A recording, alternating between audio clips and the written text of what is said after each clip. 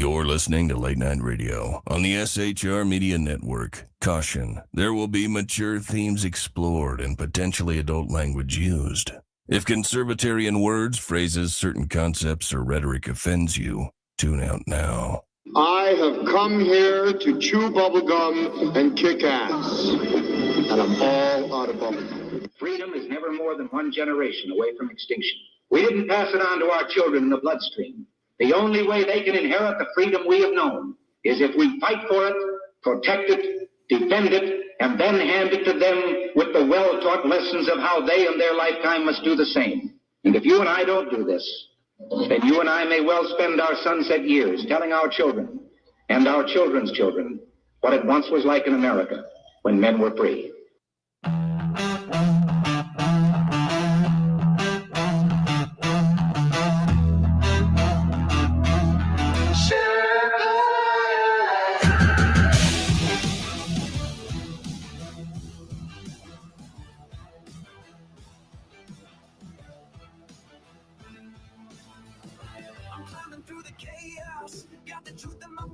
Left this lies and globalists, I'm pushing them back. From the saloon to the airwaves, I'm spitting it raw. Constitution's my compass, liberty's law. Big gods creeping, shadows on the land.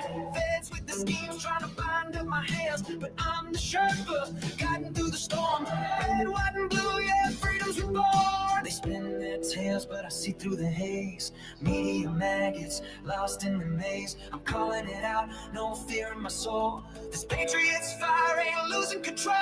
Conservative Sherpa leading the fight. Torch in the dark, burning bright in the night. Stand for the truth, won't bow to the game. Sherpas, come and remember my name.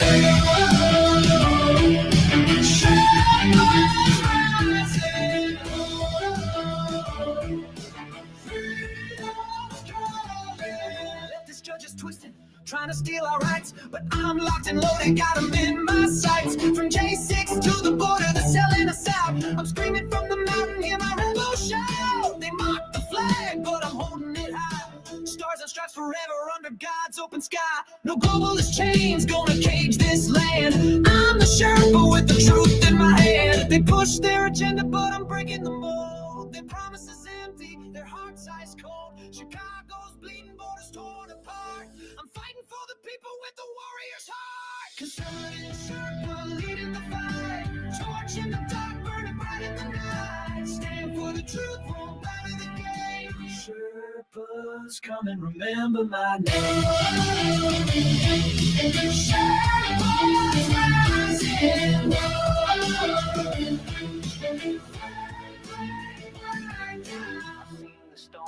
I've walked the line, 41 years, badge on the grind, now I'm on the air. My voice like a blade, cutting through the lies that the traitors made. Hurricanes rage, but we're standing tall. Sheriffs of the Constitution answering the call.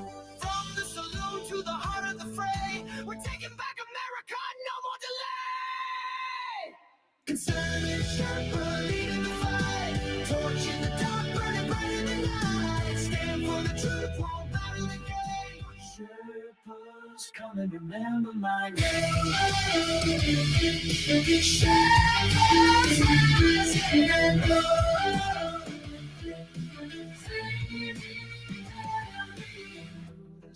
Hear my voice resound. Conservative Sherpa, freedom's battleground. Berserk, Bobcat, Rose will never kneel. For God and country, this fight is real. Oh, Sherpa's rising.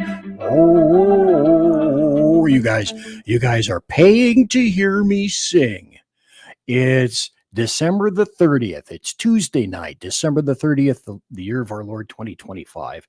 And I have a great show for everyone tonight. Thanks for being here. I happen to be your conservative Sherpa, guiding you through the maelstrom of Democrat, leftist, and globalist lies, chaos, deceit, betrayal, tyranny, etc., etc., etc. Please note that what you're about to hear for roughly the next 2 hours, or until we're damn done, consists of my opinion and those of my guests, which include, at this point, Jersey Joe, Rowdy Rick, and Jacques. Alexander. Other people may be showing up a little bit later. We'll wait. It could be a surprise. So don't leave.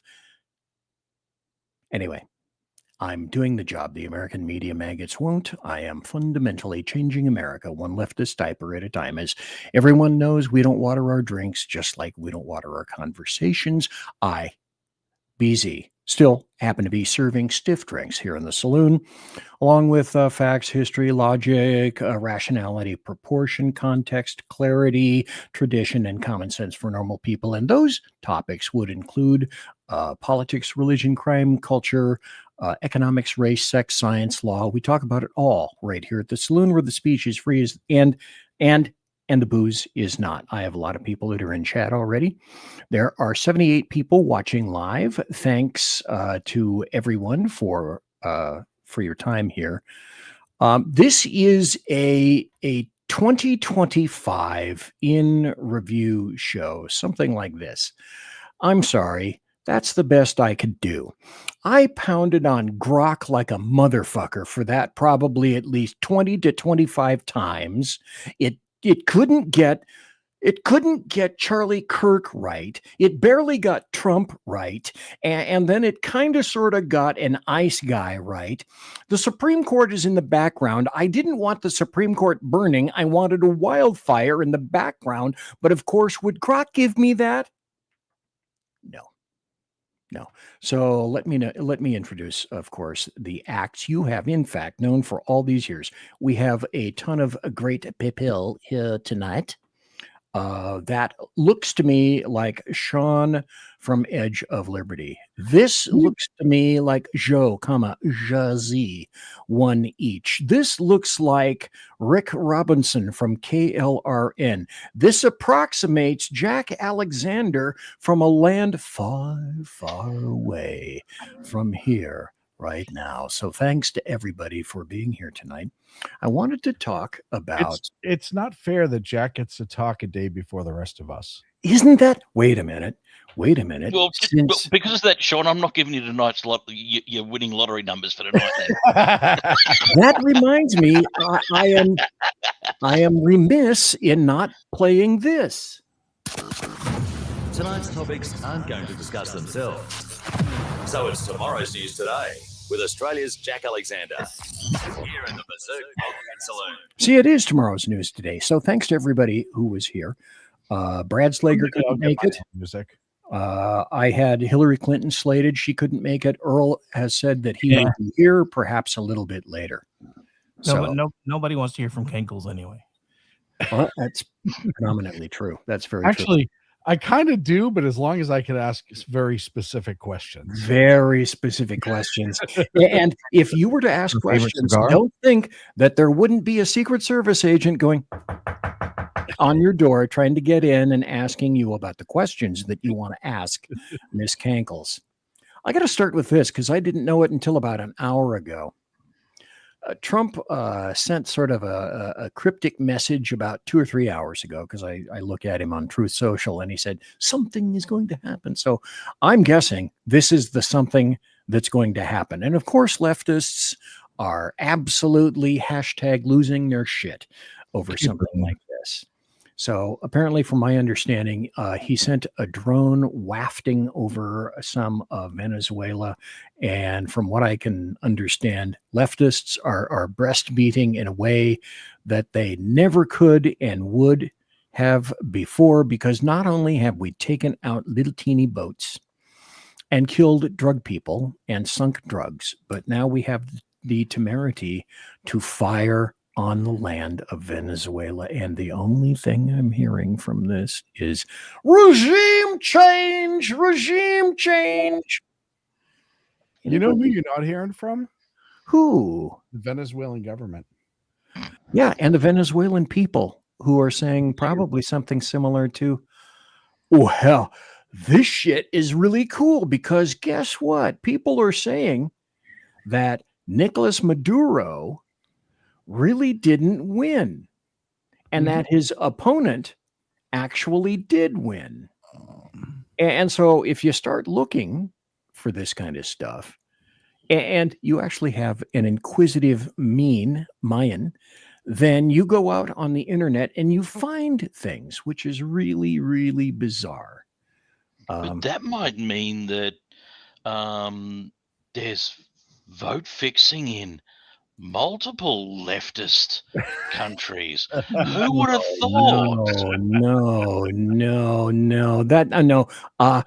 I'm sorry. The referee has disallowed that and said that you cannot say the truth like that anymore. Damn you, Jack Alexander. You know, there was actually an AP story today about one of those blown up boats that has come ashore, and the only thing that was on it was marijuana, and it's legal in 40 out of the 50 states. Oh no. Well, I just made a discovery. As long as I have the comments down here to the lower right, I cannot take me and embiggen me into the big spot. So sorry, commenters. You know, you learn something new every day. I'm going to have to take your comments out so I can put myself or whoever happens to be down there over. I think Sean's in a perfect spot. Hey, you know what? This is one of the few times I'll agree with you, Joe. Okay, now that's some funny shite right there. I don't care who you are. But I've been stuck in that corner before, Sean, so you're not on your own. you know, hey guys, you never put baby in a corner. None of you. Me being referred to as baby is probably the funniest thing in this whole conversation. Well, you are probably the youngest, aren't you? Yeah, I'm the best looking too, but I didn't think you were bringing that up right now. Bullshit. Oh my God. Damn, if I'd have known it was going to be this deep, I'd have worn my boots tonight. Oh, Lordy. Beat me to it, Rick. Man, that comment's just made most politicians from liars to factual speakers. Hey, Sean, I only have one thing to say about that comment. Yes. No mas pantalones, because you just set them on fire. Well, hey, look, I'm just saying, as I look over the dais, yeah. Hey, all I'm saying is, since you are the youngest and you're also one, the head guy at SHR, doesn't that make you the boss, baby? Yeah, it does make me the boss, baby. If you're on the dais, then when we're talking about totality, aren't we talking about the weakest? And then December is the monthest. It is the month. I'm sorry, God. I really apologize for that, but I had to do that. You know, I got Amadeus stuck in my head, that song. It was Amadeus. Such a good movie. But I wasn't the only one, because that happened. Just saying. Oh my God. So anyway, let's start at the top here with Sean, and just a brief intro as to who you are in your podcast, and then we'll get this thing locky low. Yeah, I'm Sean. I'm the host of the Edge of Liberty on the SHI Media Network. Fortunately, my friend Rick over there simulcast me over at KLRN. You can find me on X, the number 2 Against Tyranny. And before we move on, I want to give a shout out to my friend T-Bone, and that's all I will refer to him as tonight, who retired this evening after 26 years in law enforcement. He was able to walk away successfully without any major injuries, and did it with his heads up. So congratulations to him. I'm really proud of him. Boy, super congrats. I was at the retirement party. That's why I was late showing up. Ah, okay. Well, listen, that's a good place to be. And Jersey Joe, tell us a little bit about you and your podcast. I am the host of the REAVER of Common Sense, Jersey Joe. You can catch me on all SHR media platforms, and you can catch me on X at Jersey Joe Talks 2. And he writes like a son of a bitch on SHI Media. Don't let him duck that. He does a great job over there. Well, that's true. He is a writing mofo. Yeah. That's it. That's it. Oh my God, Jesus! I was quick and easy. Ask my wife. I was expecting exposition. Okay, and then Rowdy Rick Robinson, tell us a glottal stop about you. Very quick. Okay, so first of all, check DM because I fixed something for you. At least I hope you like that one better. Anyway, I am the general manager at KLRNradio.com. I also host the Rick Robinson Show every Tuesday through Friday starting at 10 a.m. Eastern Time. And I co-host several other shows. Please feel free to check our schedule. You can also find me as a contributor on Twitchy.com, MisfitsPolitics.com, TheLoftusParty.com, and I also produce the Loftus Party podcast, which drops on Tuesdays. And I have the KLRN Radio House Band's first single just dropped tonight, so I'll drop the House Band. Oh man, House Band. When he was promoing himself and he froze, that's sad. Wow. Okay, Jack Alexander. A, Jack Alexander, didn't what I was telling you, wasn't that true? And B, tell us a little bit about yourself. Yes, it was. Yes, Jack Alexander. I used to host the Jack Alexander Experiment podcast until it was deleted under the command of Victoria Police during the years of the Wu Flu. No day in court, no court order. They just phoned up YouTube one day and said, "We don't like what this prick's saying. Delete his channel." Might have had something to do with exposing 2 deaths at the hands of Victoria Police. I'm still banned from posting to YouTube. Okay. Now, however, hold on. I do want to say that he does win the Sir Alec Guinness as Obi-Wan Kenobi lookalike contest. Thank you.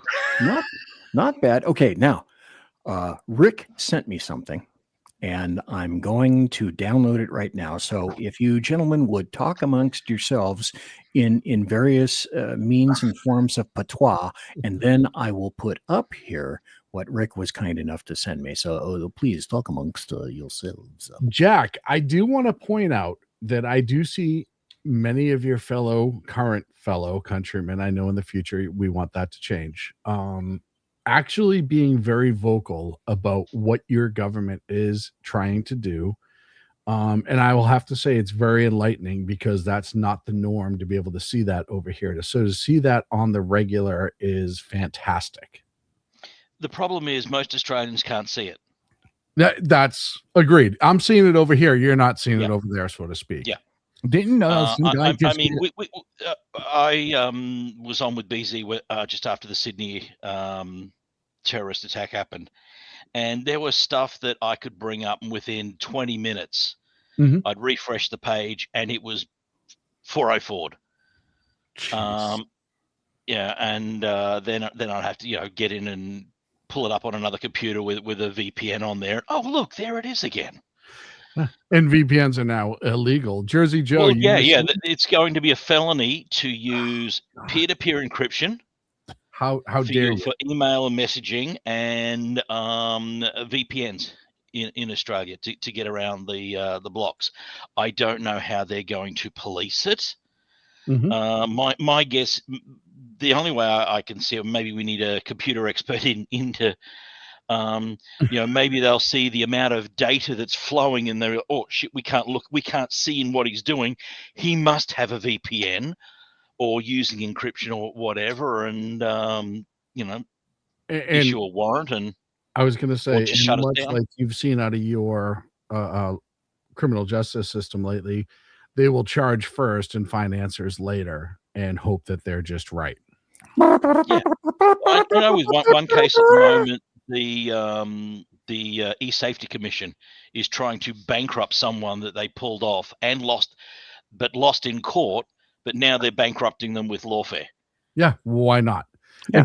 If you can't win them on the merit that you're trying to beat them with, then why not get them into this swamp of just constantly having to defend themselves with money, and then eventually they run out of money?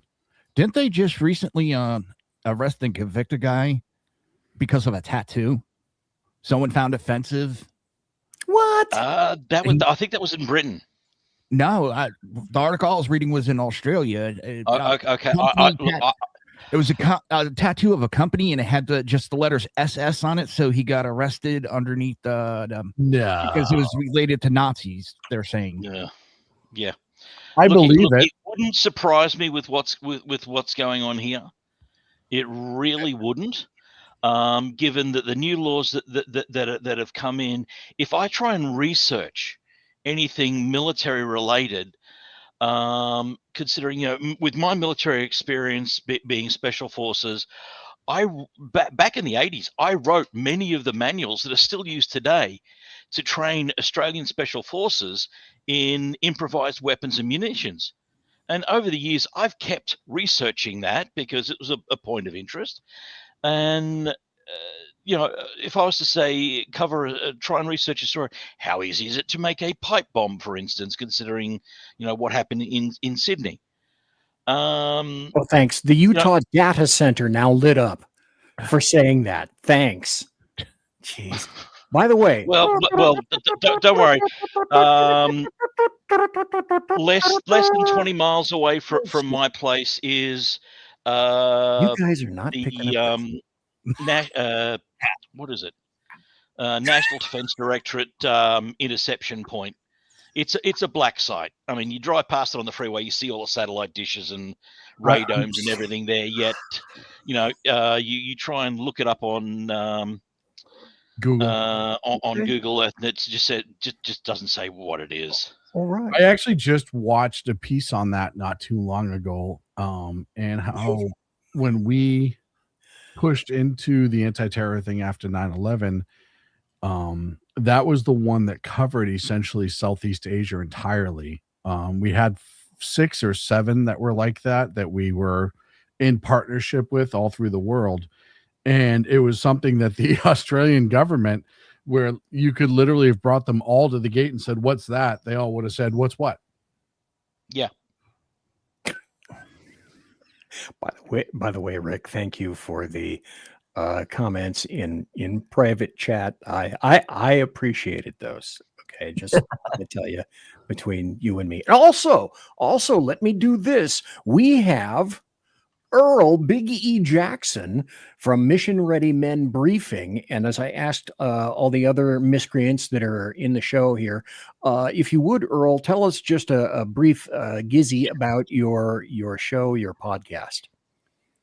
Well, first off, can you guys hear me? Oh, yeah. Yep. All right. Yep. Sweet. What? My show this morning had a little glitch at the beginning, but I am Earl Jackson, also known as Big E, host of the Mission Ready Men Briefing, right here on the SHR Media Network at 11 a.m. Central on Tuesdays and Thursdays. And I talk about politics, news of the day from a biblical perspective, and sprinkle in some Christian thought as well. So that's what I do, and I write occasionally for SHR. Haven't done too much of that in the past week, but I'll be getting back into the swing of that. So, Earl, thank you very much. And by the way, for those of you folks who just tuned in, this is private. Do not reveal any of this information that I just received, and we're not going to talk about it. We're not going to talk about it on the show.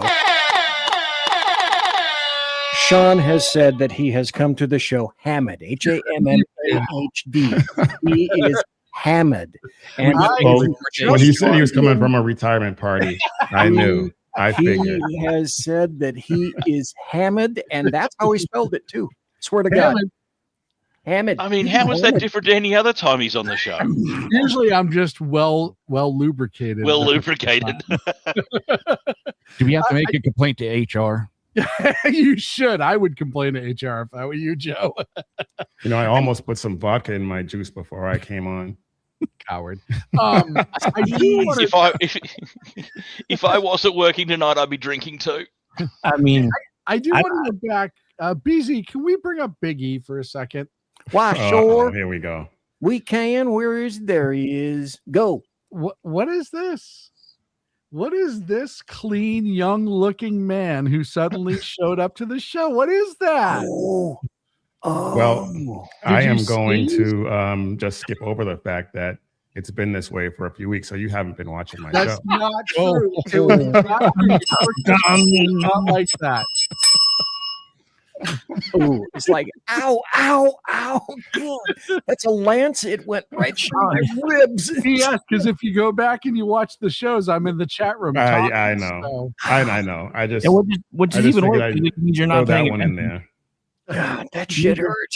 It means you're so busy talking, you're not paying attention. Yeah, But because I'm his wife, right? On the subject of HR, I don't really know how it works at SHR, but at KLRN Radio, HR complaints are graded, not reported. So yeah, excellent. Hey, when you do that, do you use a curve? Depending on who I'm speaking with, yes. Sometimes I don't want to know what curve he uses, though. Okay, and if it's a curve, is it priapism? That's all I have to ask. I'm gonna have to look that It's word going to up. be one of those shows tonight, huh? I think they have I don't medication know. to help straighten that. When now. isn't it? Let's just say occasionally, you know, if we're in the office for more than 4 hours, you might need to seek medical attention. Isn't it Peyronie's disease? Isn't that what they call it? Crohn's disease, right? You have to be an old crone in order to be the recipient of same. Yeah, good point. Hey, I came and invited everyone here tonight. Thanks to everyone for showing up. Shoot, 1, 2, 3, 4, 5 people. This is cool, really Wow, cool. BC can still count, guys. I know. We're over 100 people watching live right now, which is way cool of us or Ectobus. And having said that, one of the things, a bunch of the shit that I wanted to talk about tonight, and I have stories to make illustrations along during the show. Some of the things I wanted to talk about were like, say, some of the most important stories for 2025. What were some of the biggest hoaxes for 2025? What may qualify for, I don't know, like the best presidential action under Trump? And if we're going to do the best action of under Trump, were there some things that just really pulled your chain about Trump? Who were like the biggest underminers? Who were the largest liars?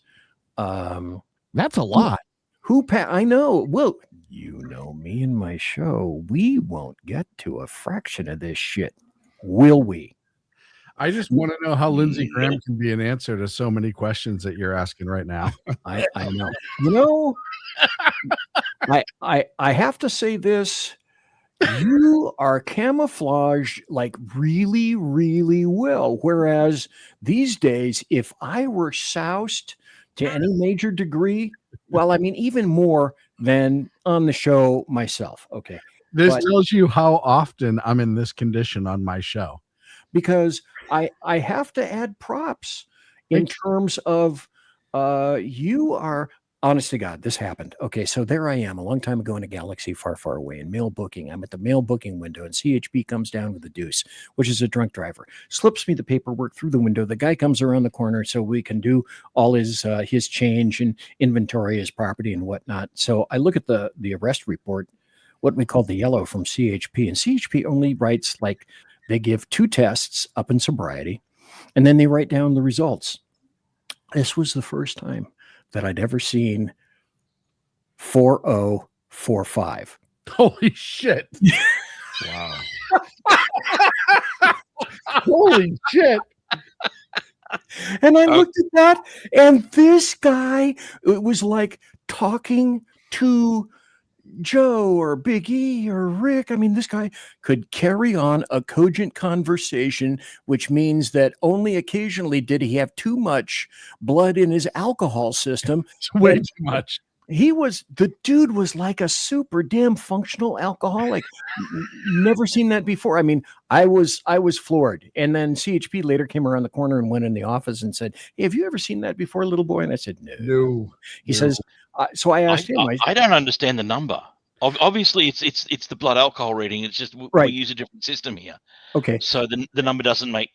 They're in obviously metric. it seems to be very high.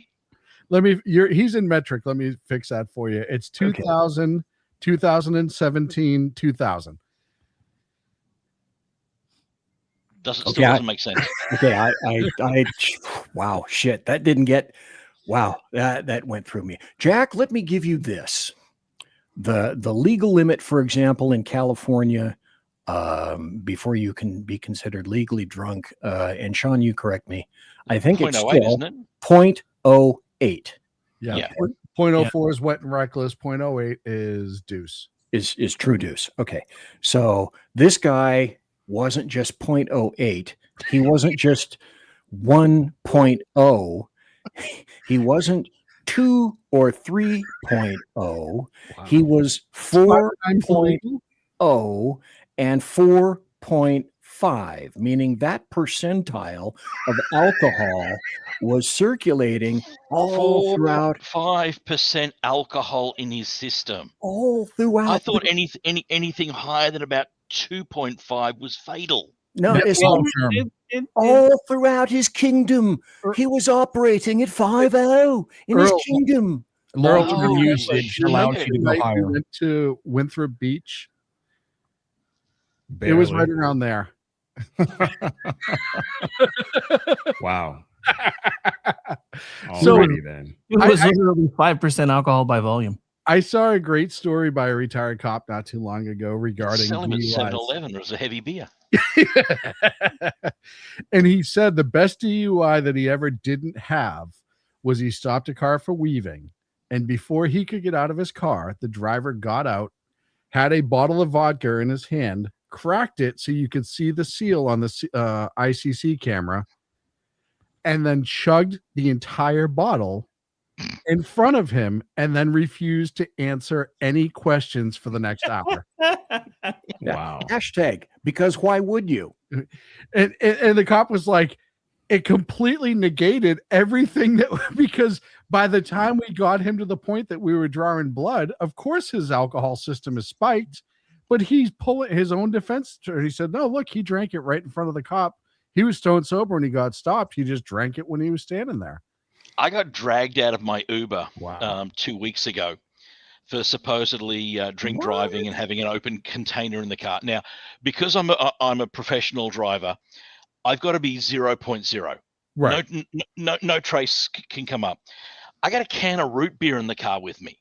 Oh, geez. And now, Damn you. you know, most of the guys, we have dedicated buses that they fit out that are mobile. They've got the evidentiary machine, so you'll get breathalyzed on the line. The only thing random about these stops is the street they use. Right. But because they pull vehicle. everyone in and breathalyze everyone. And you put the thing in, and I've already blown 0 on the machine. And he sees the can there, and he goes, what's that open container? And I pointed up and showed him root beer. And all he's heard is beer. Now, the young officers they tend to put on these are the probationary officers fresh out of the academy. Great. This little prick's thought he's about to get his first arrest. He's told me to get out of the car. I'm under arrest for drinking while driving and having an open container of alcohol in the car. I've showed him, mate, this is soft, this is soda. This is a soft drink. It doesn't. You're drinking a beer in the car. You're under arrest, mate. And I just turned to him and said, "Look, would you please go and get your sergeant?" And finally, after about 10 minutes of me standing there with, literally being held by the arm, so I didn't run off, and with my weight, Right. where was I going to run? God, you would have run. Flight risk. But. Finally the sergeant comes over and, what's the thing? And I said, well, you need, this guy wants to arrest me for drinking while driving and having an open container of alcohol in the car. And he showed him the, look, he's got beer. And the sergeant's looked at it and gone, you're fucking kidding me, right? Constable, this is a soft drink. But it says beer, Sergeant. No way. And he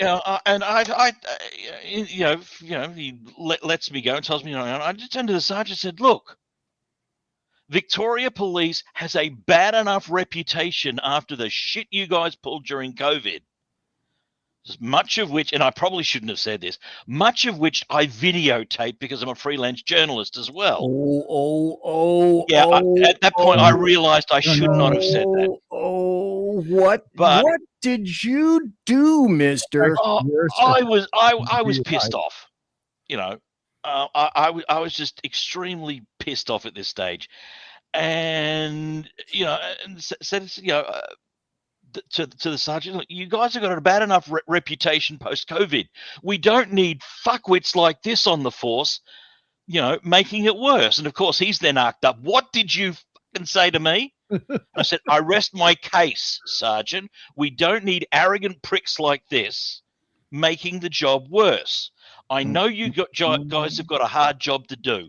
These guys are the reason why Victoria Police has such a bad reputation with the public. I want his name. I want his badge number. I want to make a formal request. And at which I'm point told to they said, piss off before I get arrested for public disturbance. and at that point, they probably said, that's great, but given our criminal justice system, there is absolutely nothing you can do to refute anything that we say here. So have a nice day, sir. That's right. Basically. Nothing will happen, mate. Let me ask you guys this. And I said, so don't forget, I've also got a camera. At that stage, the young buck of an officer sort of polightened up a little bit, realizing, who does? Yeah, somebody else has got footage of this incident. So, yeah. Okay, let me ask you guys this then. In your esteemed opiniones, that's Spanish for opinions. What do you guys think was pretty much the most important either story or issue for all of this past year? Because it's almost done and gone. Nationally? Yeah, nationally, state, whatever. Global. I mean, if you think it's a global story, I mean, I have mine. What are you guys thinking? Sean, start. Go. Well, I think nationally, you have to look at the spread of essentially communism in the UK and Australia and other countries. This year, you saw it at breakneck speed between free speech destruction and prosecutions of individuals for their opinion. I think the spread of communism under a different name nationally is probably one of the biggest stories. I think domestically, the fraud in Minnesota, and not for the amount of money, but for the fact that it was finally exposed how we have a massive fraud problem amongst the immigrant population in this country, and that includes Medicare. Trump's fault. Oh, come on. Glorioski. Okay. Hey, open your mouth. There you go. You're next. Hey, Jersey Joe, what do you think that was like the biggest, most important story, I don't know, in your state, in the nation, in the globe? What do you think, sir?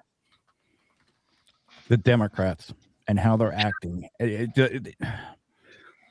Every time you think they can't get any worse or fight for the wrong side, they double down and they're just getting worse and worse and worse to the point they're at 17% approval in Congress.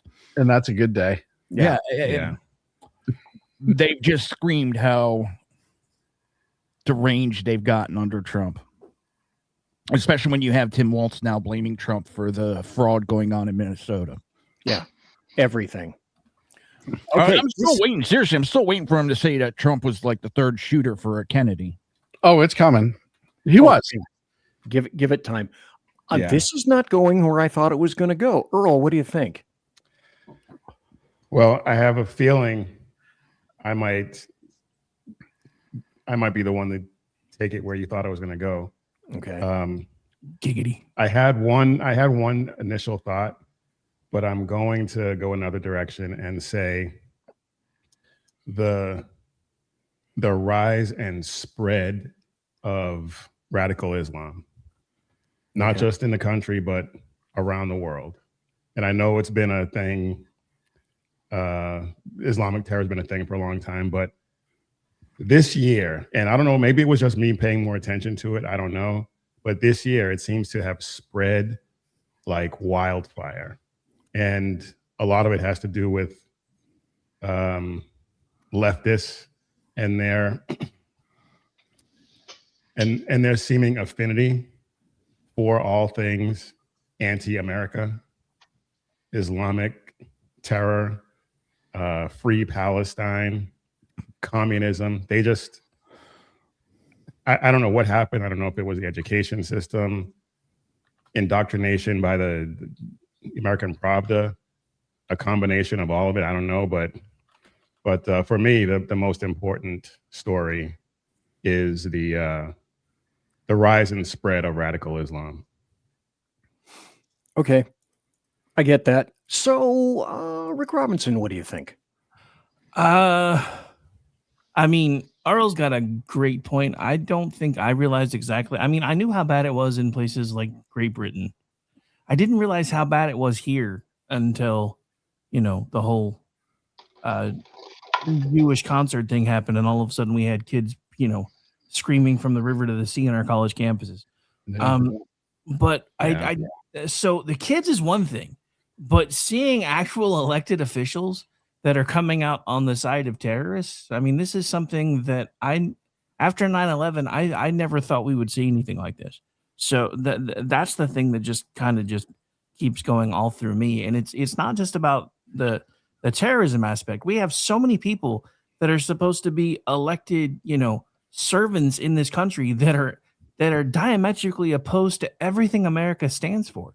And somehow, even with me doing this for as long as I've been doing it, I didn't really notice how bad it was until the last probably 18 months, because once it was kind of apparent that no matter what they tried to do, Trump was going to be on the ticket again, you could just see how much they needed him gone. Because there's just so many things that we're finding out now. Like what are we up to? Almost $10 billion worth of fraud in Minnesota alone. I want them to peel back the books in California at this point, because if it's that bad in Minnesota, I can only imagine. I mean, think about that for just a second. With all the fraud we're finding in just one state, how much are you and I overpaying taxes if we can afford to support that kind of fraud? Oh yeah, Jesus. I thought I heard a number in California that was upwards of 70 billion. Yeah, I'd heard closer to 100. Yeah. The other thing you have to ask yourself is, if this is just a slice of one state, multiply what we haven't discovered by 50, then multiply that times other countries, then multiply that, or I should say subtract that, by way of what we would not have discovered had Biden, I don't know, or Harris won, a 47, or for that matter, for fuck's sake, back in 45, when everything would have been buried. Jack Alexander. That would have been the end of us. That would have literally been the end of us. That would have been the end of America, I guarantee. And that's why the left was as pissed off as they were after Trump won in 16, because they were expecting Hillary Clinton to just come in and finish pushing us off the cliff and hoping nobody would notice. Well, as far as she was concerned, she was due. It was her time. Yeah. Shaun, were you saying something? I thought Jack was. I didn't want to cut him off. He mentioned Hillary, and I was just thinking, the day before the new year, and to bring up like an erection killer like that is just not fair to the rest of the United States. Well, I mean, to be fair, the glare coming off of your camera is doing that enough for everybody else. I didn't say look me in the eye and say it. I was just literally knocking Hillary Clinton. I don't know why you got to make it personal. I couldn't literally look you in the eye anyway, you bastard. Jesus. Well, look what Hillary was campaigning on too. That if she got in, she was going to push for what was it, the North American Union, that would put the United States, Canada, and Mexico like the EU. Yep. You were waving so kindly, Joe. You're such a kind guy. And it's amazing if you look back and think what Joe just said and what Earl and Rick just said, how much worse our immigration problem would have been if Trump didn't get in 16 and again in 20. Because if you look at all of the totality of all of those thoughts together, Hillary would have absolutely done what Joe just said, and that would have included opening the doors even wider. Yep. Yeah, it makes you wonder. We dodged a nuclear attack in a way, but see, this brings up all the questions, and I don't give a shit anymore. No, we're overdue for a civil war. How much longer are we going to tolerate being fiscally raped like this? And you and I, everyone here, know that this is just the tip of the iceberg. The rest of it is all underwater and yet to be discovered. One of the things that I was going to say about 2025 is exactly what you guys just got through covering. So much has been unearthed, and a lot of us are so very pissed that we haven't seen torches and pitchforks. And like I say, it begs the question from me in terms of, okay, so yeah, hey, we're being raped to a degree that has never been seen before in this nation. And so how much longer do we say that we're going to bend over, grab our ankles and say and scream because they demand we scream it? Can I have another, sir? Can I ask a question? Or ma'am? Can I ask Joe, a question, BZ? Please, sir. Can anybody see us coming back together as a country like we were before Obama? No. I say no. Well, let's start. Okay, let's start at the top. Rick, what do you think? Can we come together again? I used to think yes. I don't know how anymore because, and I've said this a lot over the last couple of weeks, because my issue is you can have two people with opposing ideologies looking at the same news feed and having two completely disparate reactions to it. Kind of like what's happening with Minnesota. Everyone, well, this guy's not an actual reporter, and you know that he just showed up whenever, didn't put any, there's no date stamps, there's no time stamps, and then today they like bust a bunch of kids in for like an hour for a press conference. Yeah, just to get away with it. I mean, I don't know how we come together anymore. I don't think we can, because there are half the country thinks Trump is Hitler, and there's no convincing them otherwise. The dude could literally cure cancer, turn water to wine, and walk on it, and they would still say he was Hitler. It's not even just Trump anymore. And I'm not trying to say you're wrong, Rick. You're right, 100%. But it's Republicans. It's gone to the point where half the country thinks Republicans are just Nazis and all the other names they come up with. Sean, you say we can come together? I'll be a little bit of a contrarian. Here's the deal that I look at. That's why I love this show. Damn it. So you look at this last election, what pushed Trump over the line was the youth vote. The youth vote actually is what carried him over, barring any cheating. But you look at that, and then you look at how many people are socially talking about how they can't buy a house, how they're overtaxed, how their money's not going to where it should be, how they can barely afford to live. That eventually forces a change. And maybe it won't be in this current generation, this 18 to 25-year-old that voted this last time. But New Jersey. But that's but that's New Jersey. You just explained everything about New Jersey. Yeah. I mean, the energy costs, it's unaffordable in New Jersey. And what did they do? They still elected a Democrat governor. Yeah, because New York just voted a communist, but that's not the rest of the country. No. The Northeast has always been the Northeast. But my point is, it goes to show that people, even though you're fucking them over, they're still going to vote for idiocy. Yeah, I agree with that in certain places, but I don't think that is the example for the rest of the country. There are states you absolutely throw out. Look, the entire West Coast, you just kind of have to throw out, right? That's never going to be right again. I'm talking about a lot of purple places. And I'm talking about a generation from now, these people who are just starting to vote, who we really don't have a record on. So I look at the totality of that. Look, we how many times have we all come on here and said, look, strong men lead to good times lead to weak men lead to bad times lead to good times. That pendulum's been going for a long time through our entire existence. And at some point, and seeing the youth vote last time, especially the youth male vote, start to come around, does give me hope that there's a chance that the youth will actually buck what they have. So you can understand, all of us have been broadcasting since Obama, right? We've been following this tightly. I know BZ's been following it since the Wilson administration. I understand that. But everybody else, right? We've been really paying attention to these tracks, whatever. Under Obama, we're starting to come to the end of the effect of the Obama administration, which is why you saw that youth male vote change with that 18 to 22-year-old young male vote. Okay, Jack, what do you think? How about the U.S.? Can the U.S. come back together?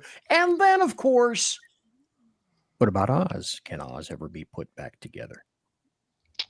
I think the US is unfortunately going to sink into some sort of civil war before it turns around. I used to think that the violent conflict in the US was still avoidable. I don't anymore. I think it's sunk to the point. But after that, I see a big part of nation history moving forward. Australia, on the other hand, is fucked, to be quite frank. You don't There's think any coming back? I don't think that even if there was the ability to come back, there's not the tools available. I mean, this is one of the great things that Australians fail to learn about the Second Amendment. Everyone says, keeps saying, oh, the Second Amendment is so to protect hunting because they bought the media line. And I say, it's got nothing to do with it. It's to keep government in line. And that's why Democrats are so hell-bent on any time there is any sort of firearms incident in going after the tool rather than the perpetrator. We see the same thing playing out here. Right, these two idiots in Sydney a couple of weeks ago followed the law to the letter. They did the safety training. They did the police background checks. When they purchased the firearms, they had the home inspection to see whether the gun safe met standard, where the ammunition was going to be stored and bolt was going to be stored separately. They waited the 90 days after each purchase of those guns. They were willing to play the long game to still commit these crimes. And everyone's saying, well, it took 20 minutes for police to start returning fire. Why did it take so long for these guys to get confronted?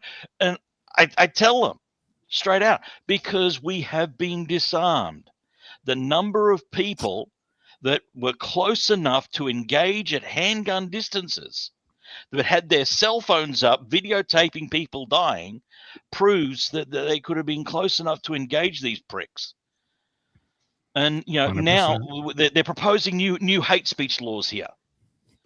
They say they're going to go after the radical hate preachers. They never say anything about going after the hate preaching imams. And even under the Australian, and this is one thing I was talking about BZ before, I put in a FOIA request at the state level and the federal level in the state that I live in to find out how many Islamic preachers have been Muslims have been arrested under the existing hate speech laws. None.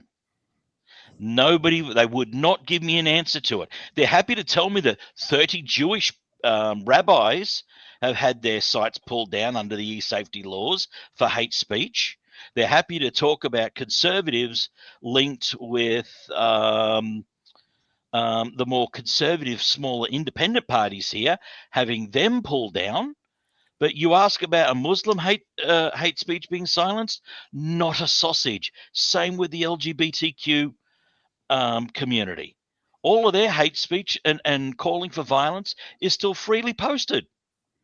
But report about it under the new internet laws, I face arrest.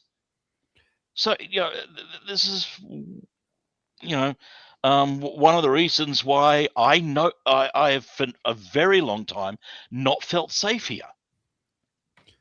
I just being on here, saying the things I'm saying, I'm putting myself and my family at risk under these laws.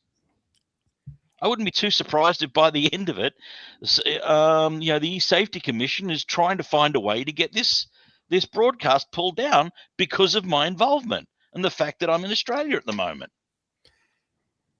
See, I have to admit, this is not going where I thought it was going to go. I thought, for example, that you guys were going to say something similar to, well, okay, let's start about January 7th. Let's talk about the Palisade fire. And then I thought everybody was going to say... I haven't got to say my bit yet on that. Oh. And then I thought people were going to say... sidetracked it, and then there we went. I thought it was going to be this, like Charlie Kirk. Then I thought it was That going was to on be that Charlie Kirk's assassination was on was on one of the two things that I'd thought of. Yes. Same. and then I thought, okay, it's going to go this way. It's going to go whatever, at no time in our history have we accepted or intentionally undermined their country and then done something about it. What very few people realize is that roughly between the year 1924 and 1964, we put a freeze on immigration. And it wasn't a literal freeze. There were still nations. I don't remember the number of nations, but it was up to 1,000, maybe 2,000 or 3,000 people from designated nations who were allowed to come into the United States. And that great amount of time was for the assimilation, so that we didn't have exactly what we're seeing right now. So to me, the ability of Trump to have removed as many people as he had in this amount of time is both shocking to leftists. They didn't think that anything remotely like this was possible. And new laws. And great news for the people who are actual Americans. And I've been called any number of names, and I don't really give a shit anymore. I call out racism. I call out stupidity when I see it, and there are way too many stupid racists in the Democrats and the leftists. And they are doing their very level best to make sure that not that whatever occurs in this country spills over everywhere else, and that the UK spills over in here, and Australia spills over in here, and the EU spills over in here. When you invite third world countries into the United States and we don't even ask. We don't require the people that come in here to be remoras and parasites and slit our like fatted cattle. They slit our throats just enough to bleed us, just enough to stagger us, not enough to kill us. They'll kill us when they get the numbers. And I'm talking about Muslims, and I'm talking about Islam. Well, and for right now, they're embodied in Somalians. Somalia is a country whose job it is to be corrupt. Period. End of statement. They're barbarians. Here's an interesting thing about Islam. Did you know that in 99.9% of Islamic countries, it is illegal for them to pray in public like they do here? Mm-hmm. No, I wouldn't be surprised, because what is that? What is that indicative of? Well, it is a practice they use to instill fear in lands that they are trying to conquer. That's right. Yeah. That's precisely. I mean, there's out of the taxi holding area at Melbourne International Airport, there's supposedly a multi-denominational chapel. If you ain't Muslim, they kick up a stink if you walk in there. It's an absolute farce. I mean, I don't know about over in the US, but here in Australia, post 9/11, the perpetrators, or those sympathetic with the perpetrators of 9/11, are now in areas where they can inflict far more damage. I mean, the majority of taxi and Uber drivers in Melbourne are Muslim. They are allowed right up to the front door of the terminal. How easy would it be to, with an ammonium nitrate type device in the trunk of a sedan, detonate that right in the middle of peak flights arriving? Australia is importing doctors at a record number, mostly from the Middle East. I can't even go to about 15, 20 years ago, they amalgamated.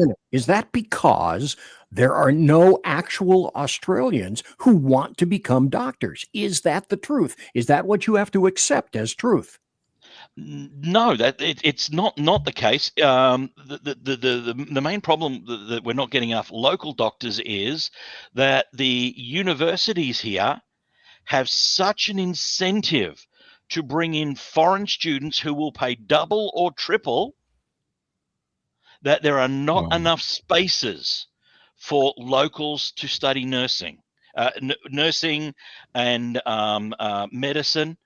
And those local, those that do get in here, the public healthcare system pays such shit money back to the doctors that, I mean, almost every medical student I've picked up in the 2.5 years I've been driving Uber is going to the consulate to sit in either the US or the British consulate to sit an exam so that they can then get visas to go and work in and do their residencies and their final training in either the United States or Great Britain or in Canada. So as soon as they get their diplomas, they're on the plane and they're gone. You know, as I said, in what was a veterans hospital here in Melbourne, it's got memorabilia from all of Australia's war involvement from Federation, and now that it's been absorbed into the veterans health system, has been absorbed into the nation's socialized medical system. That whole campus now is just an extension of outpatients for the local hospital. Last time I walked in there, I could have sworn I'd walked into a free clinic in downtown Baghdad. It was just hijabs and burqas and whatever, kafirs in there. And they're vandalized. The thing that pissed me off was they were vandalizing all of this military memorabilia because it was offensive. Oh, these people fought, in Iraq, and you've got Iraqi people defacing posters of a member of my old regiment that got awarded the Victoria Cross. And the newspaper jump in here for a second, because obviously we're not having any promos or anything like that. I want to remind everybody. Conservative media done right. You're listening to the SHR Media Network. And thanks to everybody for being here. Jersey Joe, Big E, Sean, Jack Alexander, Rowdy Rick. Let's move on because we're running out of time. We've already gone through an hour and I only have 2. I don't want to run into overtime. Let me ask another question. What do you guys think were some of the biggest hoaxes? And that could be here in the United States, in the States, all across the planet, any place you're interested in talking about. Let's start with Rick at the top. Rick, what do you think that might have been some of the biggest bullshit stories for 2025? Helps if I'm not muted. For me, one of the biggest bullshit stories for me for 2025 was watching the Democrats hold the entire country hostage for 45 days because they wanted more money. That pissed me off. Yeah, it's like, where do you start with stuff like that? I mean, at least I can say this and again, Republicans like to play the shutdown game too when they're the minority party, and I get that. But at least most of the time when they're doing it, it's because they're trying to at least give the illusion of trying to slow down the spending. The Democrats were like, give us all this money or else. Yeah. So we'll simply hold you hostage. Yeah. Like what? Excuse me? Vicky, what do you think might have been or was probably one of the biggest just crap hoax stories of 2025, sir? Well, Rick pretty much stole my thunder on that one because that was that was one of the biggest hoaxes, one of the biggest attempts to gaslight the American people that we've ever seen, really, that I can remember in my lifetime anyway. I mean, if anyone paying attention to what was actually going on knew that every time they said something about the Trump shutdown, or they're trying to take away people's health care and all this other stuff, you knew that was complete nonsense.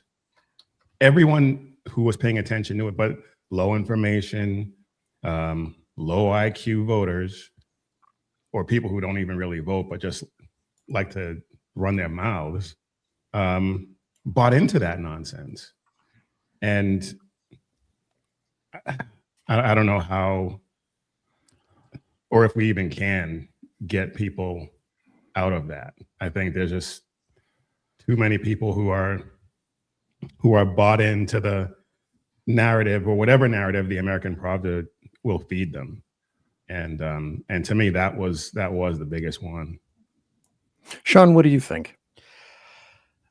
Along those same lines, but in a more broader statement, I think the fact that the Democrats in this country are still trying to argue that Obamacare was feasible, but we just haven't put enough money into it yet. I think the exposure of Obamacare for what it is, for what we have all been saying for years, finally coming to fruition, and then Democrats completely sidestepping it and saying, yeah, but if you turn around and you cut these subsidies, then you're increasing people's copays and their deductibles and whatnot. And it's like, no. Let's go back to what the root of the problem is. You fed America a shit sandwich, and now you're mad that they don't want to keep taking a bite of it. So I think the exposure of Obamacare and them still trying to carry the water for it through the shutdown was the biggest hoax. And Obamacare, I've said this before in my show, Obamacare is the biggest hoax that has been pulled by politicians in this country, I think, since our founding. Proving that, once again, you can hold a turd by the clean end, right? Jersey Joe, what do you think? I missed the question. I had a. What do you think one of the biggest hoaxes, if not the biggest hoax, usually around the U.S., maybe even the world, whatever your opinion may be, the biggest lie, the biggest hoax for 2025? Sean was sober. Wow. Wow. Hey, there was that one day. Wow. No, that was just a myth. Did Sean really almost just bust out with there was this one time at band camp? Oh my God. Oh Lord. I actually had this girl that rode ambulance with me, and she was sitting in the back of the rig as we were driving down the street. And she goes, one time in the back of the ambulance, I took my stethoscope and you just look back like, what? Speaking of which, I gotta go get a refill. I'll be right back. Okay. See ya.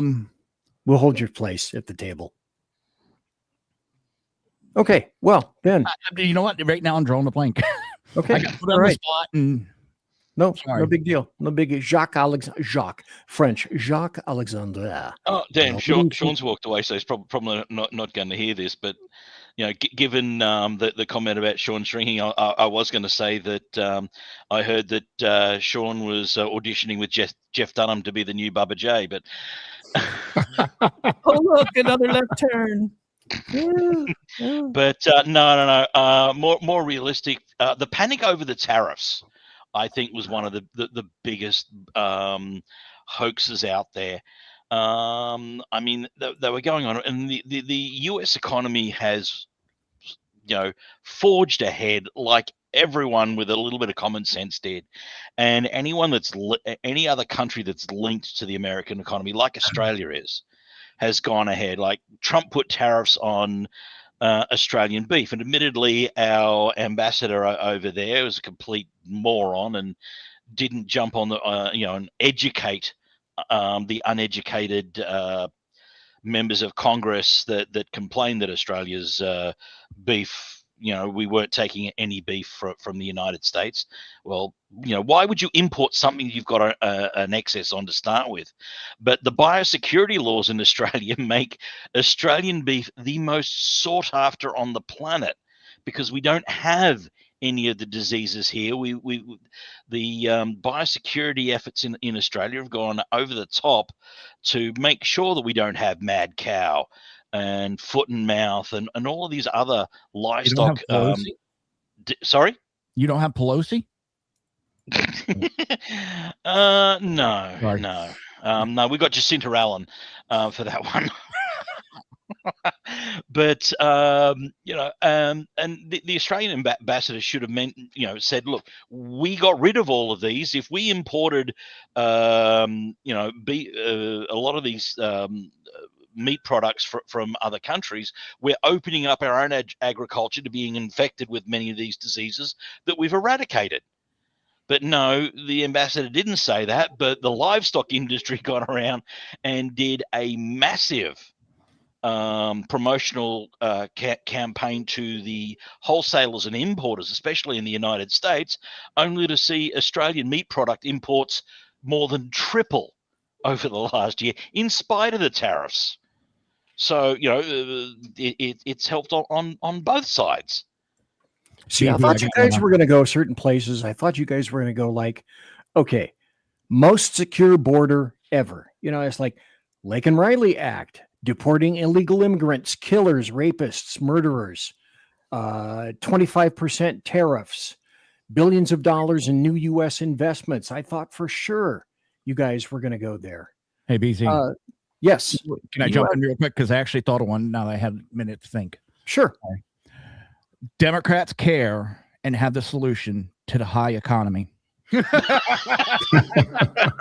was going to say, so far you have to remember, you asked us about BS or hoax stories. You didn't ask us about the positive ones yet. So. Okay, good point. That's an excellent point. These will be up in Rumble Chat when I list all the stories that I happen to mention. There's the White House, the site, Media Bias, that was created. There's another site that I just came across today, childcare.gov.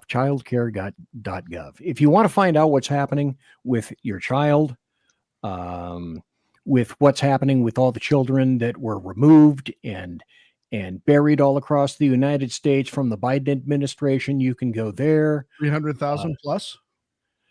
And this one I discovered. You can go in here and you can find out just about anything that you want to about government spending. This is I gotta say, this is transparency on a level that I've never really seen before. And here's another story that I want to bring up, though. There's a buddy of mine that used to work for me when I was range master. Dude's name is Matt Sylvie. And he said basically that, especially today in 2025, murders are going down. And I was listening to Brian racist King Johnson in Chicago saying that, well, it's because our murders were trending down anyway, and I filled in the rest of the sentence for him, like National Guard coming in, making your city stay safe, going into DC, making DC stay safe, going into all the various places and making them safe. The stats indicate that they are going down. Now, here's one that I want you guys to weigh in on. This is from the Blaze. I'm not quite sure. I'll mention these 5 things that the media doesn't want you to see. And if you see something here that piques your interest, stop me. Here's one. The U.S. mortality rate is the lowest it's been since 2020, with COVID no longer a leading cause. Number 2, deaths related to heart attacks have plummeted. But I am trying to offset that. Well, look at me. Drug overdose deaths have declined. So, and when I looked at this, I want to stop here for just a moment because I truly do not know the answer to this. Let me start with Sean because he's over on the left at the top. Do you know anybody that OD'd or died? No, and this is the first time in a long time. Look, we all know over 200,000 people were ODing a year. We all know fentanyl was poison that's being intentionally pumped into our country from China through the cartel and other places, including Venezuela. Right. We know, and this isn't even debatable, we know that kids were dying taking their first pill at a party at 17 because of fentanyl. We know, and look, I mean, I know you dealt with this out here. Biggie and I definitely dealt with this when we were working together back in the day. Heroin back in the day, black tar was bad enough. You would see them walking around, and Jersey Joe knows this too, and Ricky. You'd see them walking around, and we call them the Walking Dead before the Walking Dead was a TV show. They'd be standing up and passed out, but they stood out in a crowd. You could see them in a crowd. You now have whole blocks and cities of people who are like that. Go to the Bay Area. Yeah, people that were addicts. You interject fentanyl into that stream, and you are killing and murdering the youth of this country. Because it doesn't have to be that they're trying to do fentanyl. They could be doing a marijuana, cocaine, and someone's laced it with that fentanyl. Exactly. Sorry for cutting you off there. No, I'm glad you did. That's a great point. So Jersey Joe, that's my point. Sean, do you know anybody specifically that is OD'd and died? No. Okay. Jersey Joe, do you know anybody that is OD'd and died? Nope. Okay. Big E, do you know anybody that is overdosed, died? Not personally, no. Okay. Rick? Nope, not this year. Okay, stop. Back up a little. When? Last person I knew that was actually killed from an overdose was in 2023. It was a friend of mine that I went to high school with. Okay. Jack? Yeah, not recently. Okay. So that's an indicator to me that we're either in the wrong circles, or these are potentially going down. I'd rather think that they're going down because of interdiction. Mm-hmm. Oh, those little teeny boats that go kaboom. Yeah, the fishing boats. Yeah. U.S. mass killings are the lowest they've been since 2006. I actually did a story on SHR Media about that. Yep.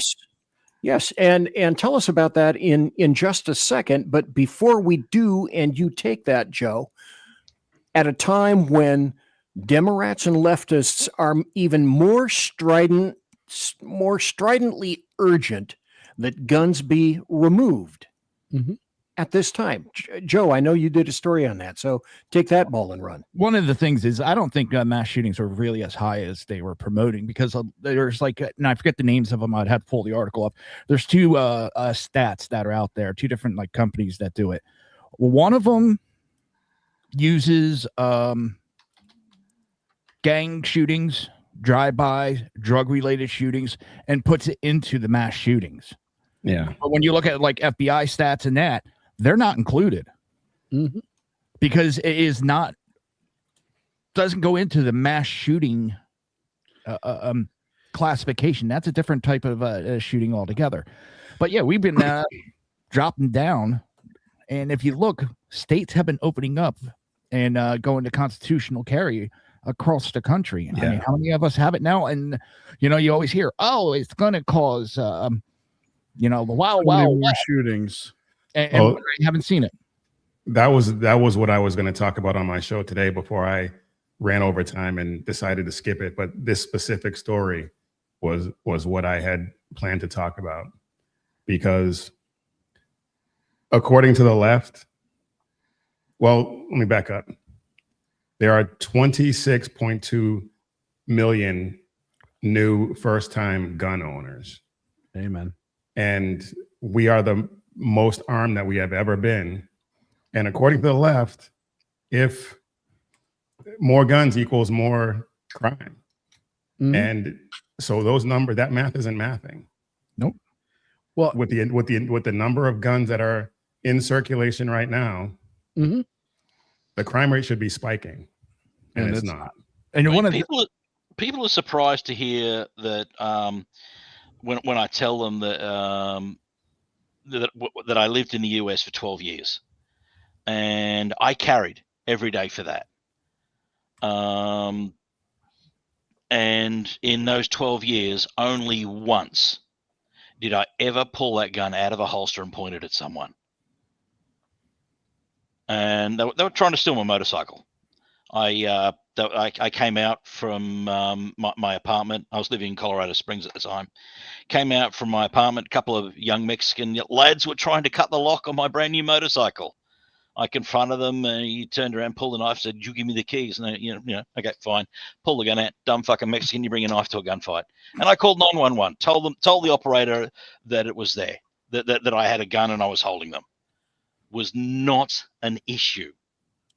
And, they're surprised to hear that, the number of people that are surprised that that I'm not worried about guns, that, I have no problem taking my family to the United States because, the guns are not an issue. They're surprised to find out that the media is lying to them.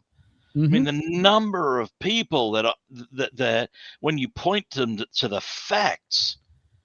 And I had a woman a couple of days ago query me on guns and why I'm for them, and I said, especially for, that the right to carry is especially important for young women such as her. And she goes, why? Absolutely. And I said, look, the last time, and I said, look, my numbers are out of date. They date back to about 2017, I think it was. But back then, according to the various rape crisis centers around the US, 500,000 women every year in the United States fend off their a rape or sexual assault because they are carrying. Well, see, that's the deal. How do you prove a negative? How do you prove a negative? We Well, don't keep stats for that because we don't want to know about that. I was just going to say, we do not keep stats for that, right? You don't keep stats for all the times that firearms stopped an incident. The FBI used to keep those stats.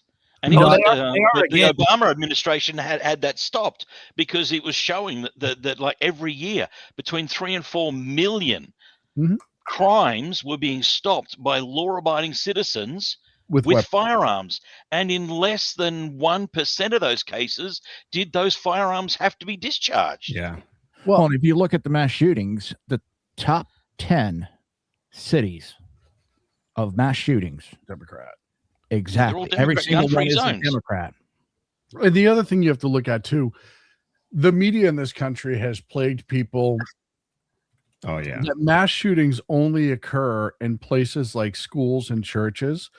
So as Joe's article points out, the majority of what we consider to be a mass shooting, which used to be, and I'm sure it still is, 4 people or above that were injured, the majority of them are gang violence. Yeah. And also the vast majority are by people who never should have possessed a weapon to begin with. Yeah.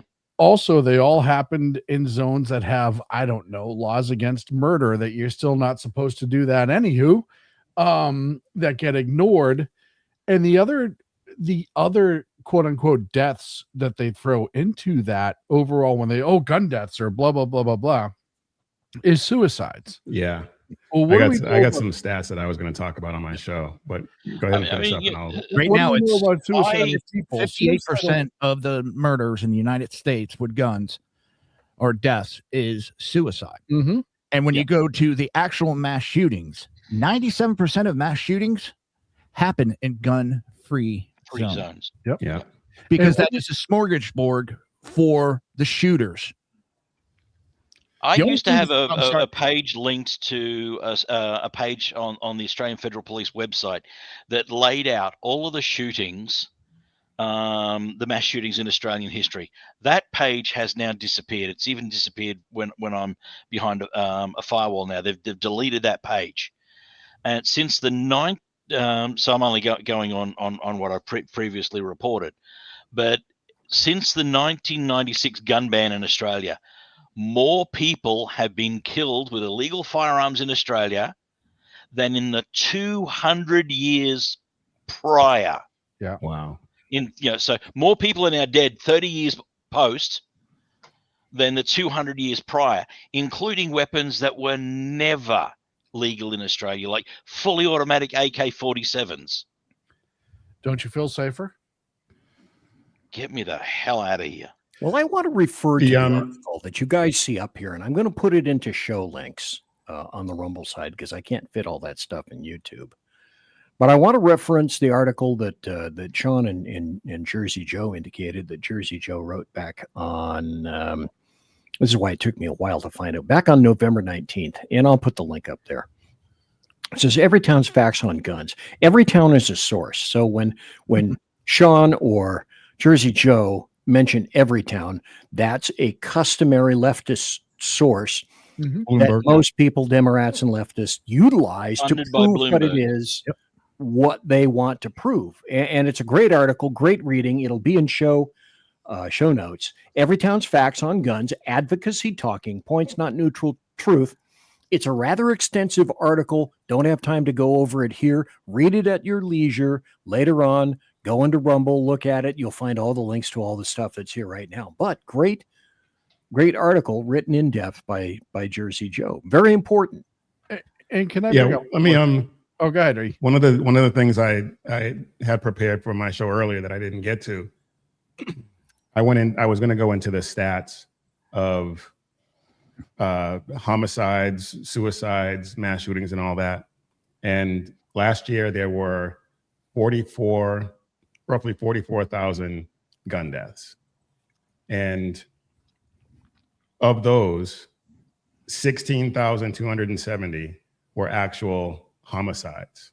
Yep. Which is 0.0046% of the population. But the left would have you think that it's rampant and it happens It's nonstop. several times a day in every city all over the Don't country. you care about those people that committed suicide? Guys, do you know how many daycare centers were shot up today? I mean, come on. I mean, the answer is zero, but do you know? No. And that's the Well, I thing. mean, the bright side, if there were any in Minnesota, they were empty, so it doesn't matter. Exactly. Good. Well, no, today they would have actually had kids in them. Only for the first hour. Because they needed to pawn them out for the media. Yeah. The were other thing that's 60 to 80% of those homicides were gun violence, gang violence. Gang violence or drug related. Yep. And then Sorry. less than half of 1% of those homicides are attributed to mass shootings.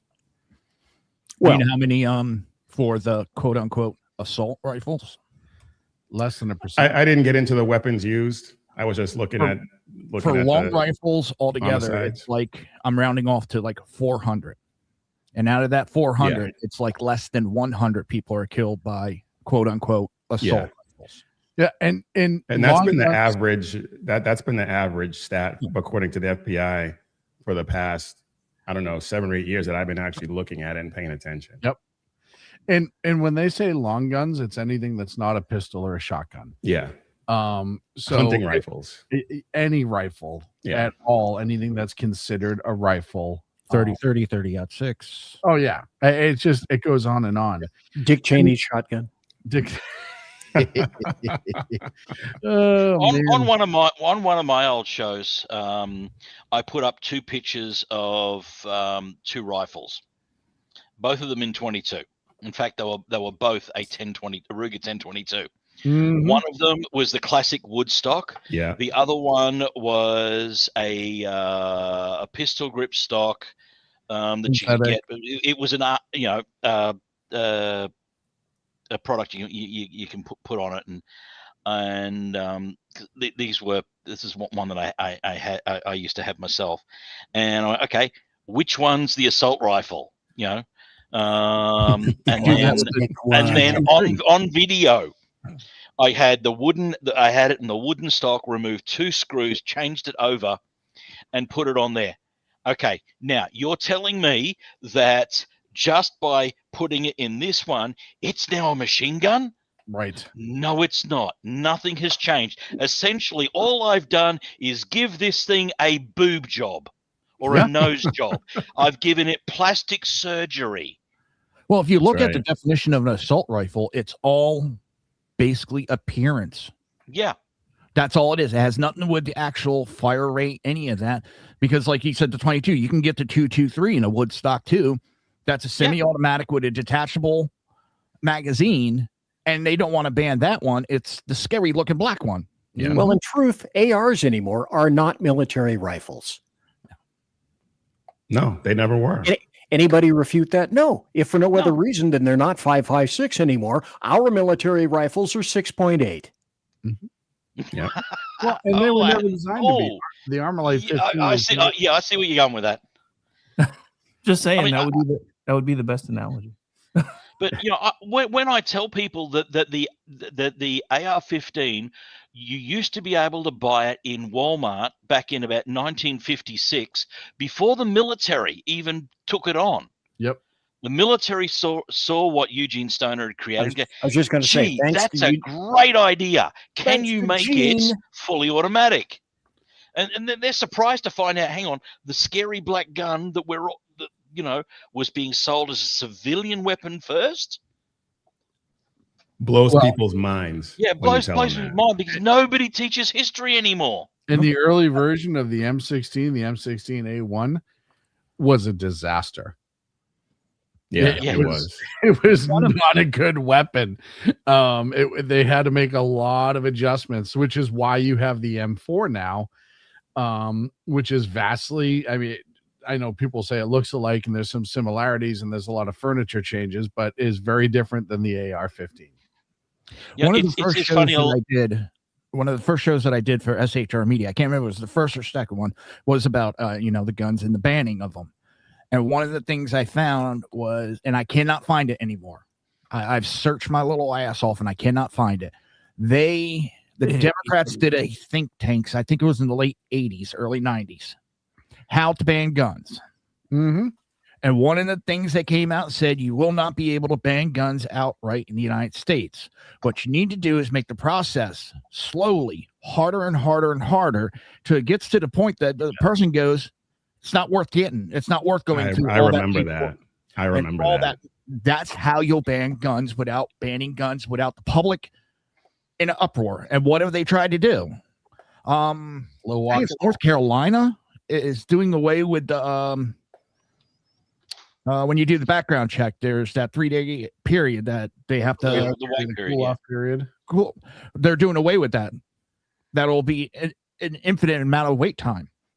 So there's a backdoor way. You just don't approve the background check.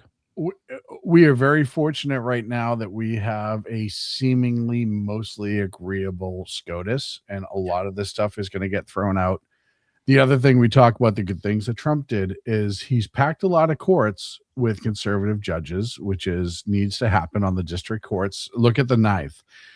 10 years ago, we all used to joke about the 9th Circuit Court, but the last 2 years, especially when it comes to 2A stuff, the 9th Circuit Court's actually kicked out stuff that was absolutely constitutionally 2A. And I won't even say pro 2A because that makes it seem like it's being somehow jaded towards the Second Amendment. No, the Second Amendment is the default.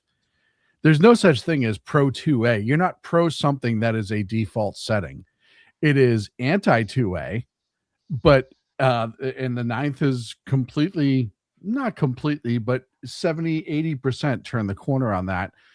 And I think that's where the argument gets lost too. Back to my point is, we have this thing of, they're pro Second Amendment, they're against the Second Amendment. No, it's like being anti-fascist. Right? They throw that out with, Antifa and stuff. That's the default setting, is that we're all against that. You don't have to say that. You're not pro 2A. No, you're pro Constitution. That's fine. We support the Constitution. But to say you're pro 2A is like saying I'm pro oxygen. No, that is a natural right. And in our Constitution, our Bill of Rights is to protect our rights from government, not grant them via government. Yep.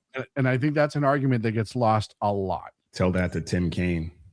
I was waiting for it. I had a 1 in 6 chance. I knew somebody was going to say it. Here's what I thought. That's why under the Australian Constitution, when the I'll say the founding fathers of Australian Federation went with their cap in hand and prostrated themselves in front of the King of England for independence. That England demanded that certain things were written in that could never be changed out of the Australian Constitution. The right to keep and bear arms and form a free and well-regulated militia was specifically banned as treason. Wow. Well, they learned their lesson. And but that's it. The Australian Constitution doesn't express the rights, like the American Constitution. It says that the Crown affords the citizens of Australia the privilege of. Yeah, and I have argued endlessly to try, a privilege is something that can be taken away. We were all given Absolutely. privileges as children when we were growing up. If we misbehaved, we were punished. What happened? That privilege got taken away. Yeah, we had a disagreement with that around the mid to later 1700s, and we dealt with it very differently. Which is why the Brits did that with the Australian Constitution, and why every armed rebellion in the early stages of colonial Australia was met with overwhelming force, because the generals that lost in your little skirmish with Britain were given punishment postings, like being sent to Alaska. They got sent to the Australian colonies, and anytime something flared up like that, they turned up in overwhelming force to crush it. And there you are, a penal colony down under, becoming even more so. I'm surprised, Sean, you had an opportunity, and I thought you were going to go to, for a moment there, Cass Sunstein. I was going to. Yep. I thought for sure you were going to go to Nudge. And you're 100% right. And it goes back to Joe's early show. The book Nudge by Cass Sunstein, who's an Obamaite and a communist at the end of the day. His whole point in books is you cannot get the populace to just change, because people will revolt if you take too much away at once. You do it through a series of small changes, and once people acclimate to the last change, that's when you move on to the next change. And you do it in a way that makes them feel good about it, like they're doing it for themselves, i.e. gun control. It's why they have the emotional argument on the left so much more than they'll have the logical argument, because they want to inspire an emotion, offer a solution to whatever you're feeling, and then turn around and say, but this is just you're not losing anything. This is just a small change. It's you see them all the time. And since Beto outed it, and a lot of others have said it, but it used to be, we don't want to take your guns away. We just think you shouldn't have certain guns. And that common sense, common sense gun right. control. Emotionally, in other words, if you don't agree with this, you must be a moron because you don't have common sense. Well, sorry, pal. I got if you look at number 2 here on this really nice document that I have in my hand, it says, go fuck yourself. If you take a look, a perfect example of that, the EU. What was it originally, and what is it today? What it's doing now is supposed to be exactly what it was against. It was never supposed to be a governing body. There was never supposed to be a standing army. And now it is. Yeah, and that's what it's turning into. It's going to turn into a country soon. And what they do, slowly over time, start to make it where people didn't care about their country. They cared about the overall EU. We got to care about that more than just your country. Yep. And now most of Europe is run by unelected bureaucrats who make a decision, and the councils, quote unquote, that all the countries' members have a seat in, don't really get any voting rights, because it's the 3 that are nominated to rule everything that makes all the decisions. I see BZ's trying to move along. Before he does, well, hang on. Before we get too much further, I just want to give you the actual definition of common sense gun control. being able to hit for this. Being able to hit what the fuck you're aiming at. That's common. Wait a minute. I just think it's funny, Jack, that you guys went to the king with hat in hand, but when it came to birds, you guys sent everything at them. And lost. In 1932. I'm just that saying. Was so weird. Jack, if I'm not wrong, the first time you really heard the entirety of that was because of me, if I'm not mistaken. Is that correct? I believe so, yes. It's not something they teach of in well, actually, we didn't do Australian history when I was. They do it now. You're kidding me. When we had modern history when I was in high school, it was mostly England and the US. And that's absolutely incredible to me. And so everybody who is listening at home, obviously we're all giving each other a hard time. What really makes me sad for Australia, much like the UK. Like I'm of the mind of like, it's not my country, I can't do anything about it, but I can have an emotion to it. Is all of the badass people and military units from the past, and Australia has had many and unbelievable Australian patriots who I've met, like yourself, and to see your country in the state that it is now, it's sad. It's so heartbreaking, because I mean, you guys were cousins. I mean, the UK, yeah, Australia, you were our closest national brethren. And it makes me angry, because even giving you a hard time about it now makes me feel bad, because it's not the same. I mean, my military ancestry dates back to Australia's settlement. But more importantly for modern history, my great grandfather on my mother's side was one of the original Anzacs that stormed the beaches of Gallipoli. And after retreating from that, they found out he could ride a horse and was transferred to the light horse and took part in the charge of the light brigade that took Beersheba. Okay. On my father's side, his squad carried pack howitzers along the Kokoda track in New Guinea in World War II. That's So bad. I got a proud military heritage. My mother's biological father was U.S. Army. The Battle of Leyte Gulf and the Philippine Sea and so on. So I'm proud of my military history. The problem is my ancestors are rolling over in their graves at the moment. Yeah. And myself, I'm proud. I'm bloody proud of my military service, but I can no longer live in this country anymore with what it's become. And that's the biggest tragedy of it all. And our heart does go out to you. Like me, I give you a hard time every chance I get. Oh, my heart goes out to you, because you should not know, just like in this country that we've seen too, you should not feel ashamed of the nation that you are.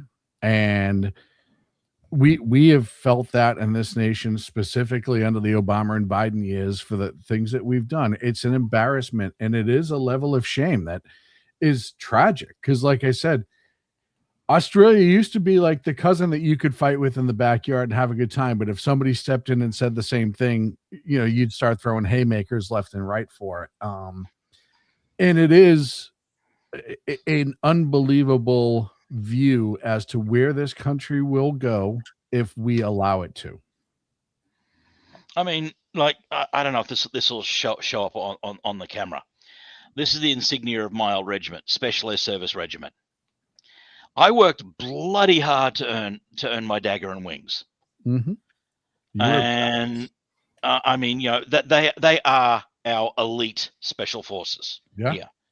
And we've got members of our regiment sitting in jail on trumped up charges of war crimes because woke leftists wanted to score political points. We've got a couple of guys who got given life in prison for returning fire into a house in I forget whether it was Iraq or Afghanistan off the top of my head.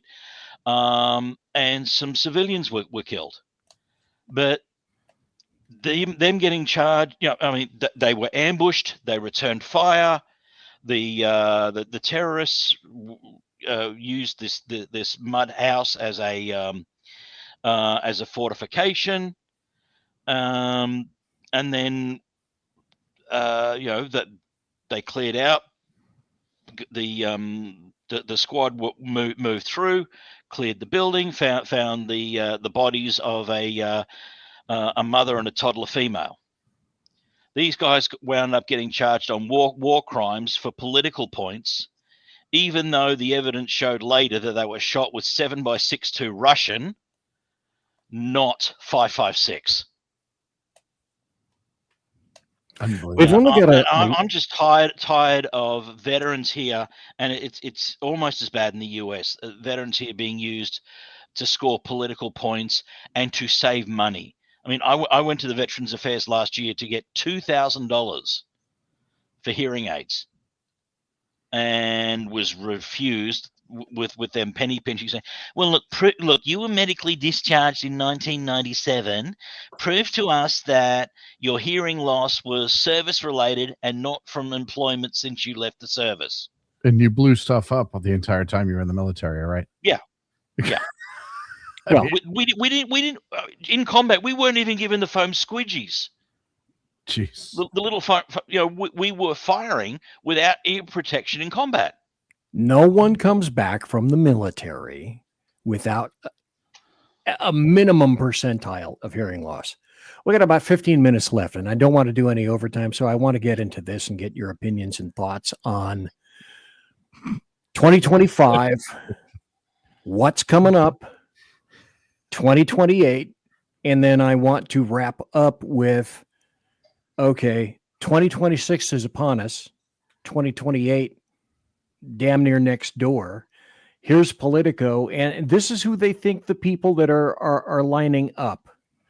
They think that, oh, it's going to be Gavin Newsom. Oh, no, it's going to be Kamala Harris. Oh, no, it's going to be Pete Buttigieg. Oh, no. Well, AOC, I don't think that's that far away. That's not an impossible. Rokana, what? Cory Booker, Mark Kelly, Alyssa Slotkin, Ruben Gallego, Chris Murphy. Mark Kelly's a piece of shit. So let's start to discuss. How has he not been arrested for the treason that he committed a couple of weeks ago? It's funny. I'm going to put a video out this later this week. I have it already done, and I need to assemble it a little bit, and then I'm going to put it out as to how this probably will occur. And does anybody besides me think or wonder, well, Mark Kelly did all of these things because, well, he's going to be throwing a hat in someone's ring somewhere. It all takes time. And I think that's true. I think the Democratic field's going to be a free for all for a while because they don't have any leaders, so everybody's going to be trying to throw their hat in the ring. I think it's going to be It's going to be like 2016. It's going to be 16 people all lined up again. I think Harris is going to be the candidate again. Do you really? I think they're going to throw her to the wolves again because as of right now I'm speaking as a placeholder. Well, I think they know right now the way things are going. Vance is users an NPC. What does she have? She's already damaged goods, right? Oh, yeah. Throw her to the wolves for another loss. Wait till after it, then try AOC or something like that because they put AOC, Booker, or somebody right now. It could damage him with a loss. Well, it depends on how the midterms go. If the midterms. If we manage to hold on to things, I think you're right. I think they'll throw up a sacrificial lamb and just give up. Like I said, right now, I hope so. Politics change, but I actually feel hopeful for just for my show's sake. I hope so, if nothing else. I mean, I'm hoping they throw up a Cami AOC ticket. Ooh, that would. I mean, that would make it so easy for. The reason I'm hoping for this is because it makes it so easy for the GOP to actually run mediocre candidates and still have a chance of winning. They're not going to run these ads. Yeah, but who have we really got to run? Vance, okay, he's looking stronger. I mean, I'll tell you, from my opinion, it's going to be Gavin in 28. 25 is going to be. 25 is going to be, I think the conservatives hold it. I don't think it'll be any sort of wave. I don't think it'll be anything like that. 28 is going to be Gavin. And I honestly think that at that point, Marjorie Taylor Greene's going to turn the entire corner. And it is going to be a throwaway, so to speak. But it's not, unless something major happens, I don't see them being successful with anything. I think they want to get Gavin out of the way, much like they wanted to get Kamala out of the way. And I think that he's going to be the sacrificial lamb. He's a poison. The Democrats, I don't care what his little social media twink says at Sacramento. He is a poison. Democrats, by and large, do not like him because it's the Gavin Newsom show. And completely out of touch with, they understand they need to come back towards the middle to be successful, and Gavin Newsom ain't it. I don't think they understand I that don't at think all. they can come back to the center. No, though. no. Did you hear Schumer? The politicians don't. The people that run the DNC will. Yeah. You guys look at this. I found this today from the Hill. Why Gavin Newsom Yeah, I will saw crush that. JD Vance in That's adorable. 2028. Wait. There's more. Ooh, Let me see if I can find. Okay, here we go. This is what you guys need to hear. Gavin Newsom has Hollywood-grade instincts. He was made to perform. And in modern presidential politics, performance beats conviction 9 times out of 10. Newsom looks presidential in the way actors look heroic before they've done anything heroic at all. He understands the camera. He understands posture, pacing, pause. He knows when to feign outrage, when to smirk, when to lean forward and lower his voice. He takes up space effortlessly. Voters register this long before they process policy. In that, I agree. I think that's wishful thinking. I do not. It's wishful thinking. He's but admitting that Gavin Newsom is an actor. Yeah. They're admitting that Gavin Yeah. Newsom is nothing but an empty fucking suit. Well, and Every time they try and link Gavin Newsom to Hollywood, I keep thinking of the scene of all the actors from FAG around the table in Team America, and so, you've got all of those. Look, we know, we're tough. We've done that. We've all done action films and so on, and. Earl Why talked is it about this. that to me Gavin Newsom comes across as Matt Damon? I see Earl him as talked about Patrick this. Bateman from American Psycho. 100%. Yeah. Been saying Yeah. that for years. Exactly. Boy, is that spot Here's the on. thing that people, in as much as the Hill and other people want to say it's all about persona and perception, I think that a lot of people still pay attention enough where they're going to look at what a shit show California is and look. Exactly. In 24 hours, we're $18 billion in debt in the state, more. And we have the 4th largest economy in the world. The numbers don't math. And when you're talking to a youth who can't afford a house and can't afford to move out and has been screwed by taking the elders have told him to take all of these bad college loans, I think you're going to see more people paying attention to the numbers this time around than social media and algorithms are giving them credit for. In a normal world, Gavin Newsom would be unelectable anywhere. In a normal world, Gavin Newsom wouldn't qualify for a dog catcher position. Exactly. In Well, Earl even Jackson's car show, salesman. Let's This morning. also not forget that in 48 hours, Mamdani the commie gets sworn in. And one of the 5 boroughs is already trying to secede. Yeah, I love I it. can't. I can't. I think it's wait. Long Island. It Long is. Island. I mean, given the current Democrat ticket, even though I am constitutionally ineligible to run, I think I've got a better shot of being elected president Yes. than anyone on the candidate on the I'll Democrat tell you right ticket. now, the Italians in Long Island are pissed because they know what's coming. And they're smart enough to realize that their businesses are going to be destroyed and that the Mr. Universe contest is now going to be much harder to put on. I want to know what goes on with the FDNY. Actually, all you really need to We do don't have time for that, Joe. all you got to do is look at what happened in LA. Dude, I made I that. think you're going to see a on my mass show today. exodus.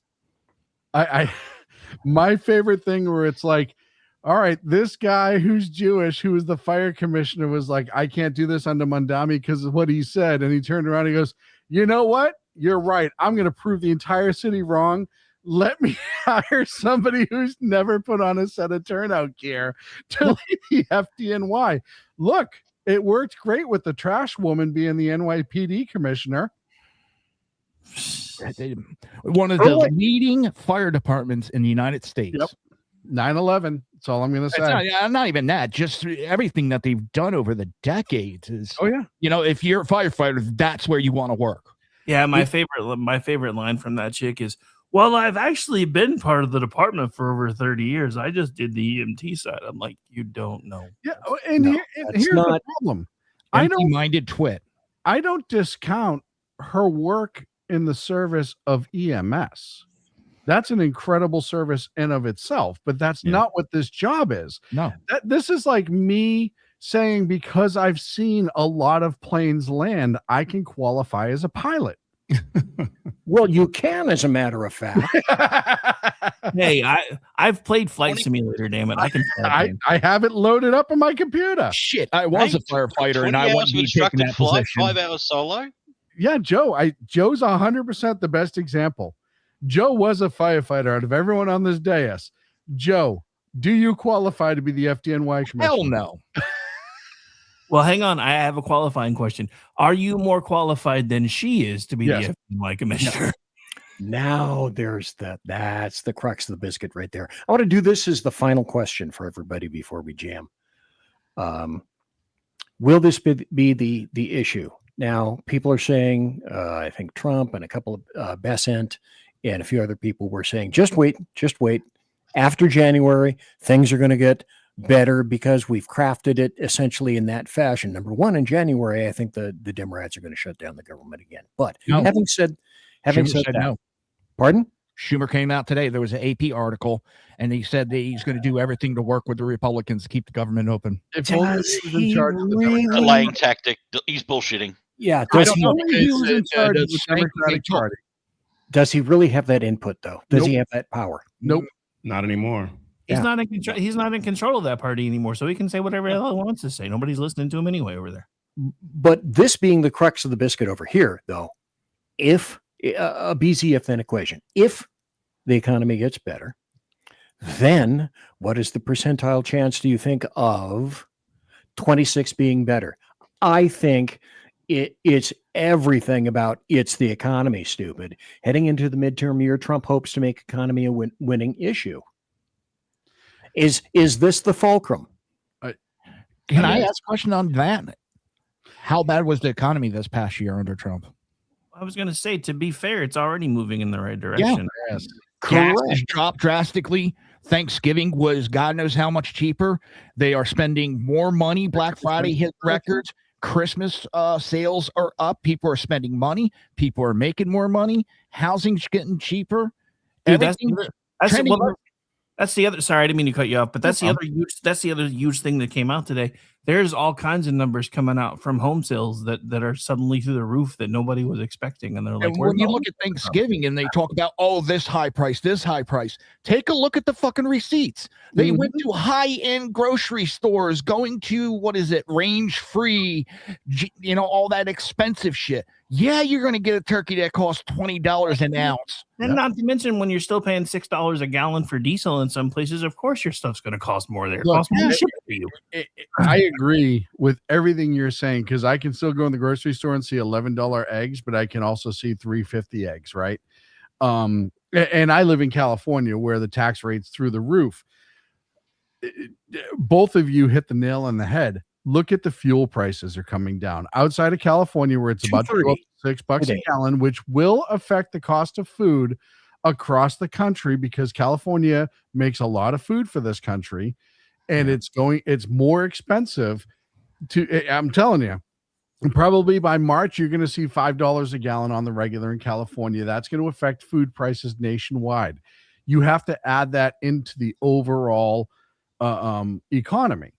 Now, everywhere else, fuel prices are getting cheaper, including diesel. It's slower. It shouldn't be slower because it's easier to produce. It should be cheaper than gasoline.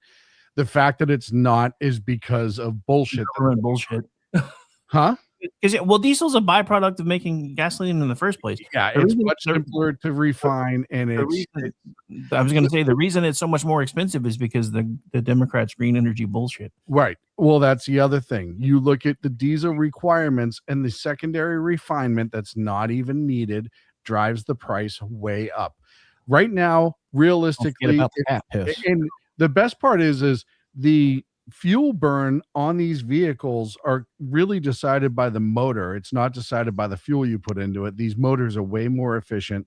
Diesel should be about $1.25 a gallon. But besides all of that, the regular gas prices for the average consumer who is not a commercial vehicle being as low as they are, that tells you where the economy is going.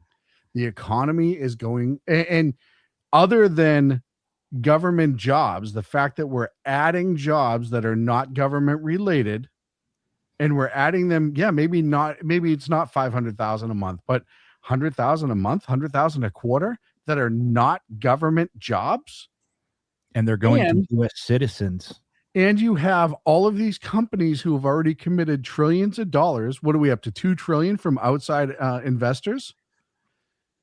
Those projects are going to start soon, and that means people are going to be going back to work in construction and manufacturing. I think it is the economy, stupid, and I think the economy is going to be much better. And you watch how all of these tariffs are going to level off right when it counts. And how much have we brought in from tariffs? This is what I want to ask everybody and go in turn. Can the crux of the biscuit be, prior to the midterms, the fact that the economy, if it goes better, will that be a better reflection for conservatives and the GOP in the midterms? Is that possible? Jersey Joe first. Yeah, but the other thing that I think is going to, and I think they did it on purpose. If you look at what they talked about, they're going to start pushing a lot of the Doge cuts and all that through Congress now. You're going to start seeing a lot more of those bills. I think they're waiting right before midterms so it didn't get buried last year. Now it's going to be fresh in people's mind for the midterm. The economy coming around, the economy getting better every day. That's why I feel good about the midterms. God, Doge isn't done. Didn't even get to Doge. Jesus. But I mean, if you look at, they talked about, they said after the first of the year, we're going to start pushing bills through. They have. Why did they wait till after the first of the year to do it? You know why? To put it up front for the midterms. Correct. They're playing the Democrat type of game, and it's smart. It is smart. I hate it, but it's smart. I agree. I hate it too. But right now, it's a time span construct because the brain of the American taxpayer and the American voter is like a mealworm. What'd you say? Yeah. Big E, what do you think about midterms?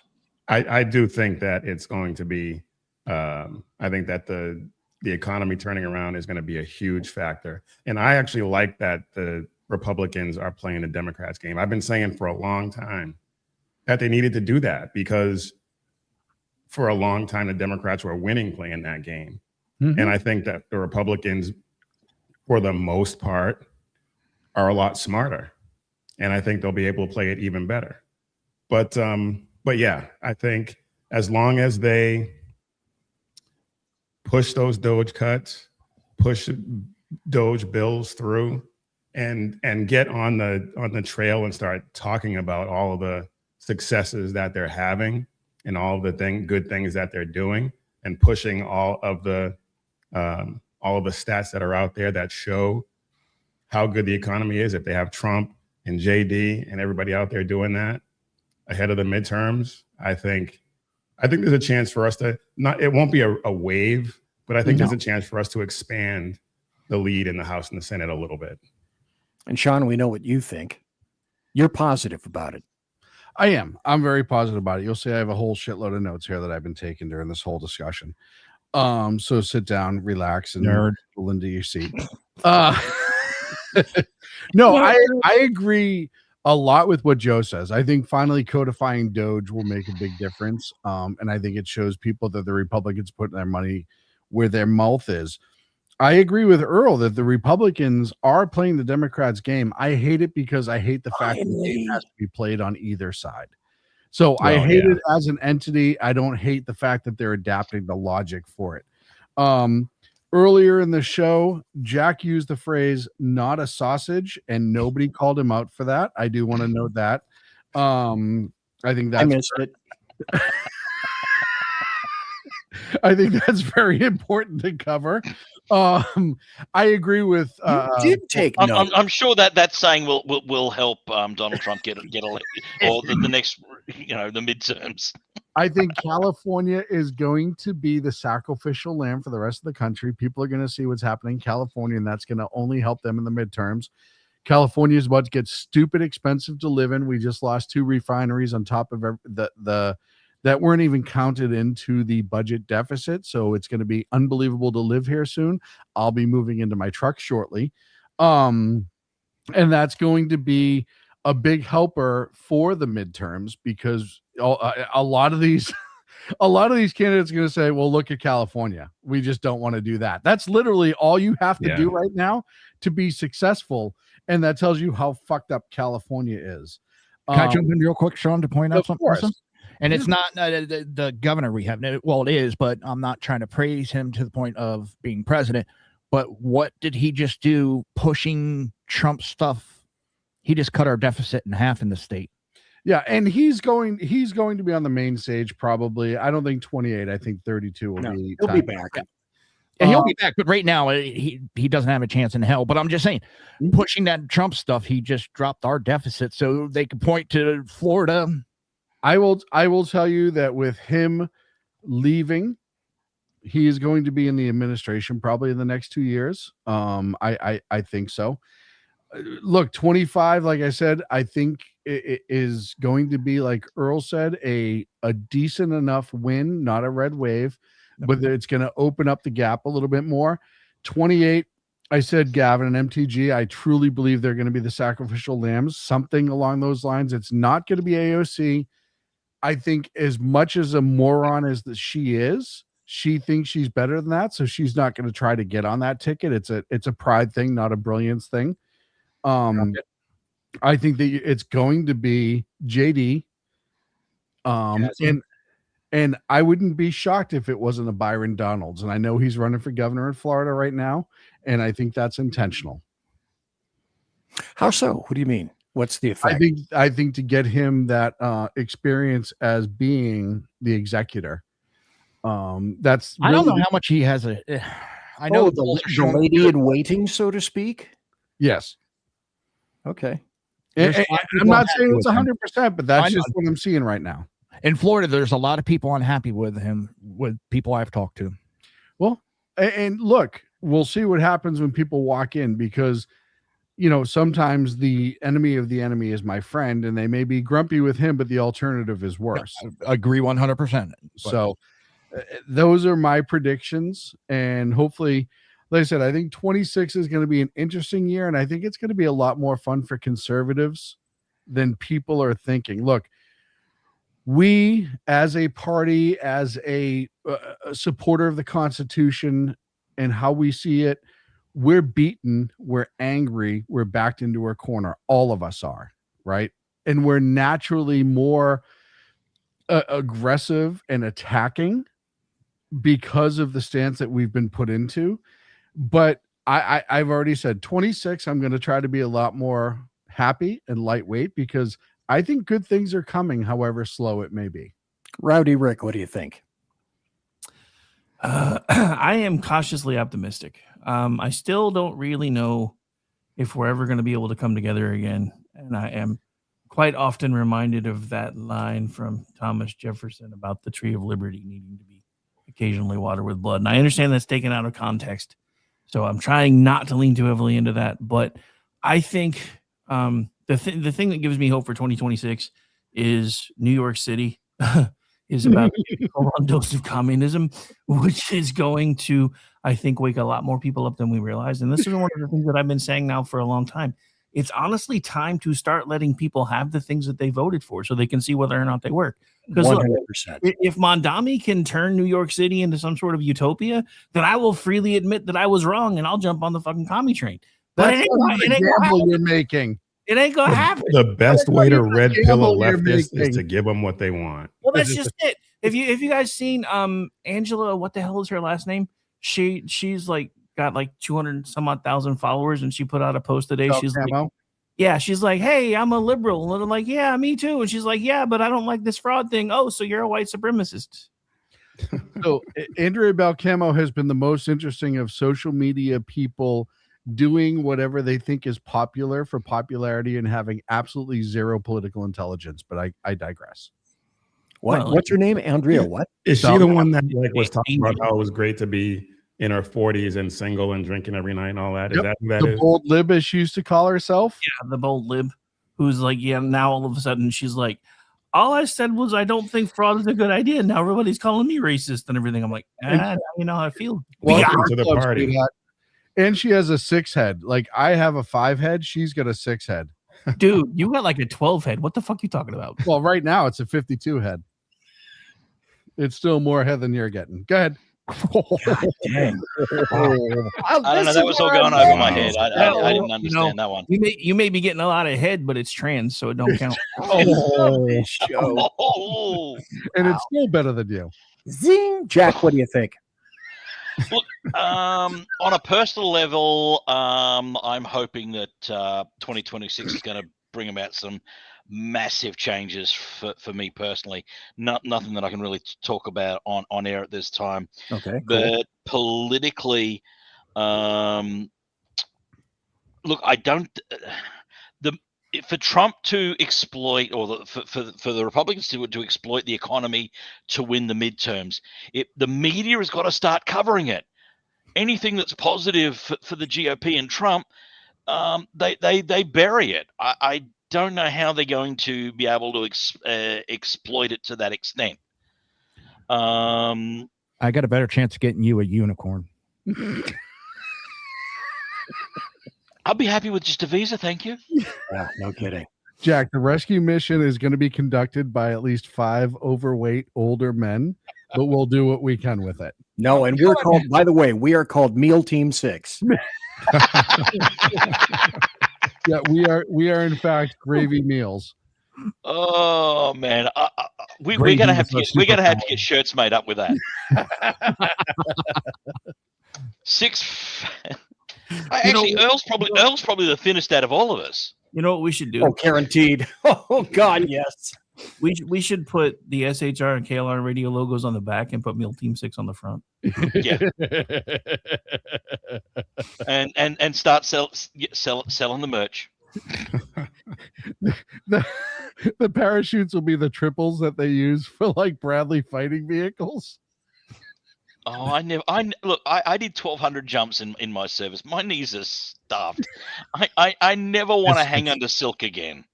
Sean, biscuits coming down the parachutes. Nice. I hate you people because every time you mention biscuits, all I keep hearing is that stupid country song. Taste the biscuits. I hate you. Hate all of you. Equally. What the Colt Ford song, Chicken and Biscuits? Well, folks, and it's 1 o'clock. Now I'm getting hungry. That's right.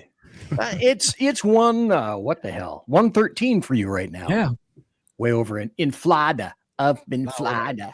Well, folks, let's go in order again. And as we exit stage right, of course, Jersey Joe, tell us about your podcast. And you're coming back Monday. Yes, I'll be back Monday. I got a lot of my medical starting to get straightened out, going in the right direction to the point I even have worked out the last 2 days.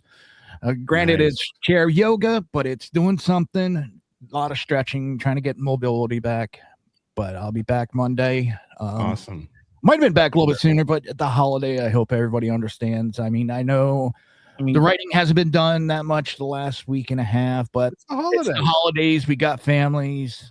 Sorry. I mean, technically, you're back tonight, so yeah, and tomorrow night. So, but yeah, you can catch me Mondays and Fridays, 9 p.m. right here on SHR Media, and you can catch me on X at Jersey Joe Talks 2, I think it is. No, you're straight up Jersey Joe Talks. Jersey Joe Talks. It might have been one of my backup accounts. I'm here to help you. Thank you, bud. Sean using the word straight in a sentence is kind of funny, though. Yeah, it's because I'm talking to you. Good, Earl. And Big E, where can we find you, sir? Oh man, this has been fun. My show is the Mission Ready Men Briefing right here on the SHR Media Network. I'm seen on Tuesdays and Thursdays at 11 p.m. 11 a.m. Eastern. I'm tired. Central. Well, yeah, and you also got to go to work too. Darn it. Yeah, I know, right? That's a 4-letter word. I'm on all the socials. We're going to Twitter, Facebook, at Mission Ready Men, and I'm going to start picking up the writing too as well up on SHR Media. I got some things I want to talk about. So whatever I don't get to on my show, I will try to write about and get it posted up there. Well, Jersey Joe, you never get any sleep. Earl, thanks for staying up so late. Sean, tell us about your podcast. Well, first and foremost, I'd like to remind Big E that if I was picking him up and we were going to O'Keefe's right now, he'd be totally wide awake and there'd be no problems. Every Monday and Wednesdays, 8 p.m. Oh, I hate you. You love me. So say we all, sir. So say we all. Oh boy. I'll tell you right now, if any two guys could drown each other on this show, it's E and I. Oh, and E, I love the hat. Back when we were young, So do and I. foolish. Back when we were young and foolish. Every Monday and Wednesdays, 8 p.m. Pacific, 11 on the East Coast. You can check me out, the number 2 Against Tyranny on X. And I do write for the Loftus Party, and I also write for SHR Media. And as the unofficial head of SHR Media, which everyone keeps calling me, so I guess I'll take the mantle for now. I remind everyone that during the holiday week, all of our hosts are spending time with their families. So please understand an absence of service, because I would rather they spend times with their families than sit in front of a computer. Righty, Rick, what about you, sir? All right, General Manager, KLRNradio.com. I actually am debating on whether I'm going to do a show tomorrow to make up for the one that I wasn't able to do today. I did test it. Our first single through the KLRN Radio house band is actually live. There'll be some other stuff coming out over the next few weeks, and I'm actually going to be upgrading to full labels because now I have a couple other people that I'll be putting music out through. So, but other than that, you can just check our schedule, because I'm involved in about 80% of the content, either in front of the mic or pushing buttons, because pushing buttons is what I do best. You need to hire a producer. No kidding. If I ever get money, I plan on it. But right now, every dime I have goes right back into everything. But that's why I'm working on some of these other projects. But so as far as that goes, again, just check our schedule. You can find me as a contributor on twitchy.com, misfitspolitics.com, theloftsparty.com. And I do produce the Loftus Party podcast, which drops on Tuesdays through my production label. And you can find me on X at ReadyRick73. And everything we do on KLRN Radio is available on X, YouTube, Facebook, and Rumble under the same moniker at KLRN Radio. I wish you'd really put out some work product. Slack. Right? Yeah. I know. Good God. Did I mention I have a children's book coming out in February? Right up Sean's alley. Jack, what about you, Jack Alexander? Sean is ages 4 to 6. Oh man, look, I'm not on the air that much at the moment because of the bands that I'm under. But you will normally find me dropping in supposedly for 20 minutes to visit BZ, and I'll take over the whole 2 bloody hours. Fucker. You fucker, you brought her.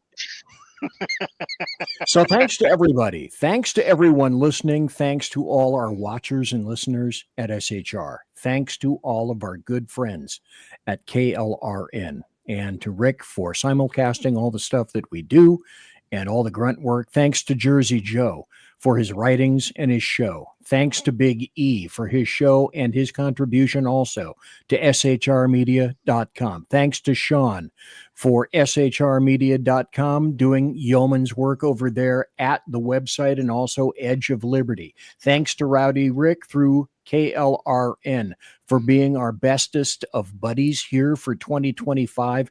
And thanks to Jack Alexander for being here and weighing in from down under in Oz. God bless all of you. To everyone, I say, I think maybe you should have some kind of a great new year from us, from myself, from SHR Media, and also from KLRN. And to all, Happy New Year and a good night. Thanks. Happy New Year. Happy New Year, everyone. That's it for me, except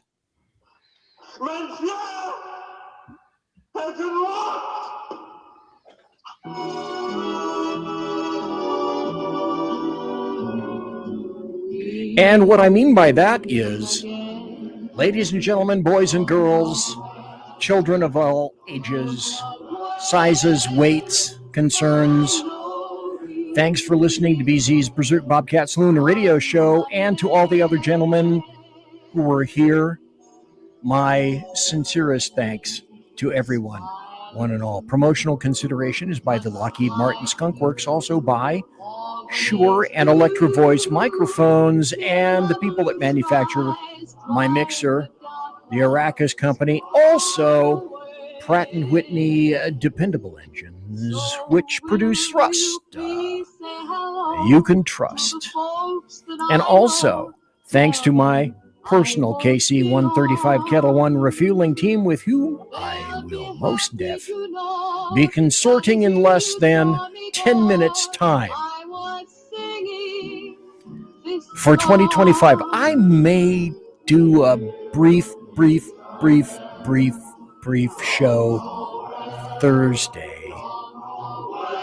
Very brief, just for New Year's Day. And to everyone I say, one and all, God bless, take care, and be safe. Folks, we love you, baby. Everybody quiet down now. Get some sleep. Good night, everybody. Good night, Mama. Good night, Ben. Good night, everyone. Good night, Mama. Good night, Daddy. Good night, children. Good night, Daddy. Good night, Elizabeth. Good night, John Boy. Good night, Jim Bob. Good night, Jim Bob. Good night, Jim Bob. What's going on? I was asleep. What's everybody doing? Good night, Good night, Jim Bob.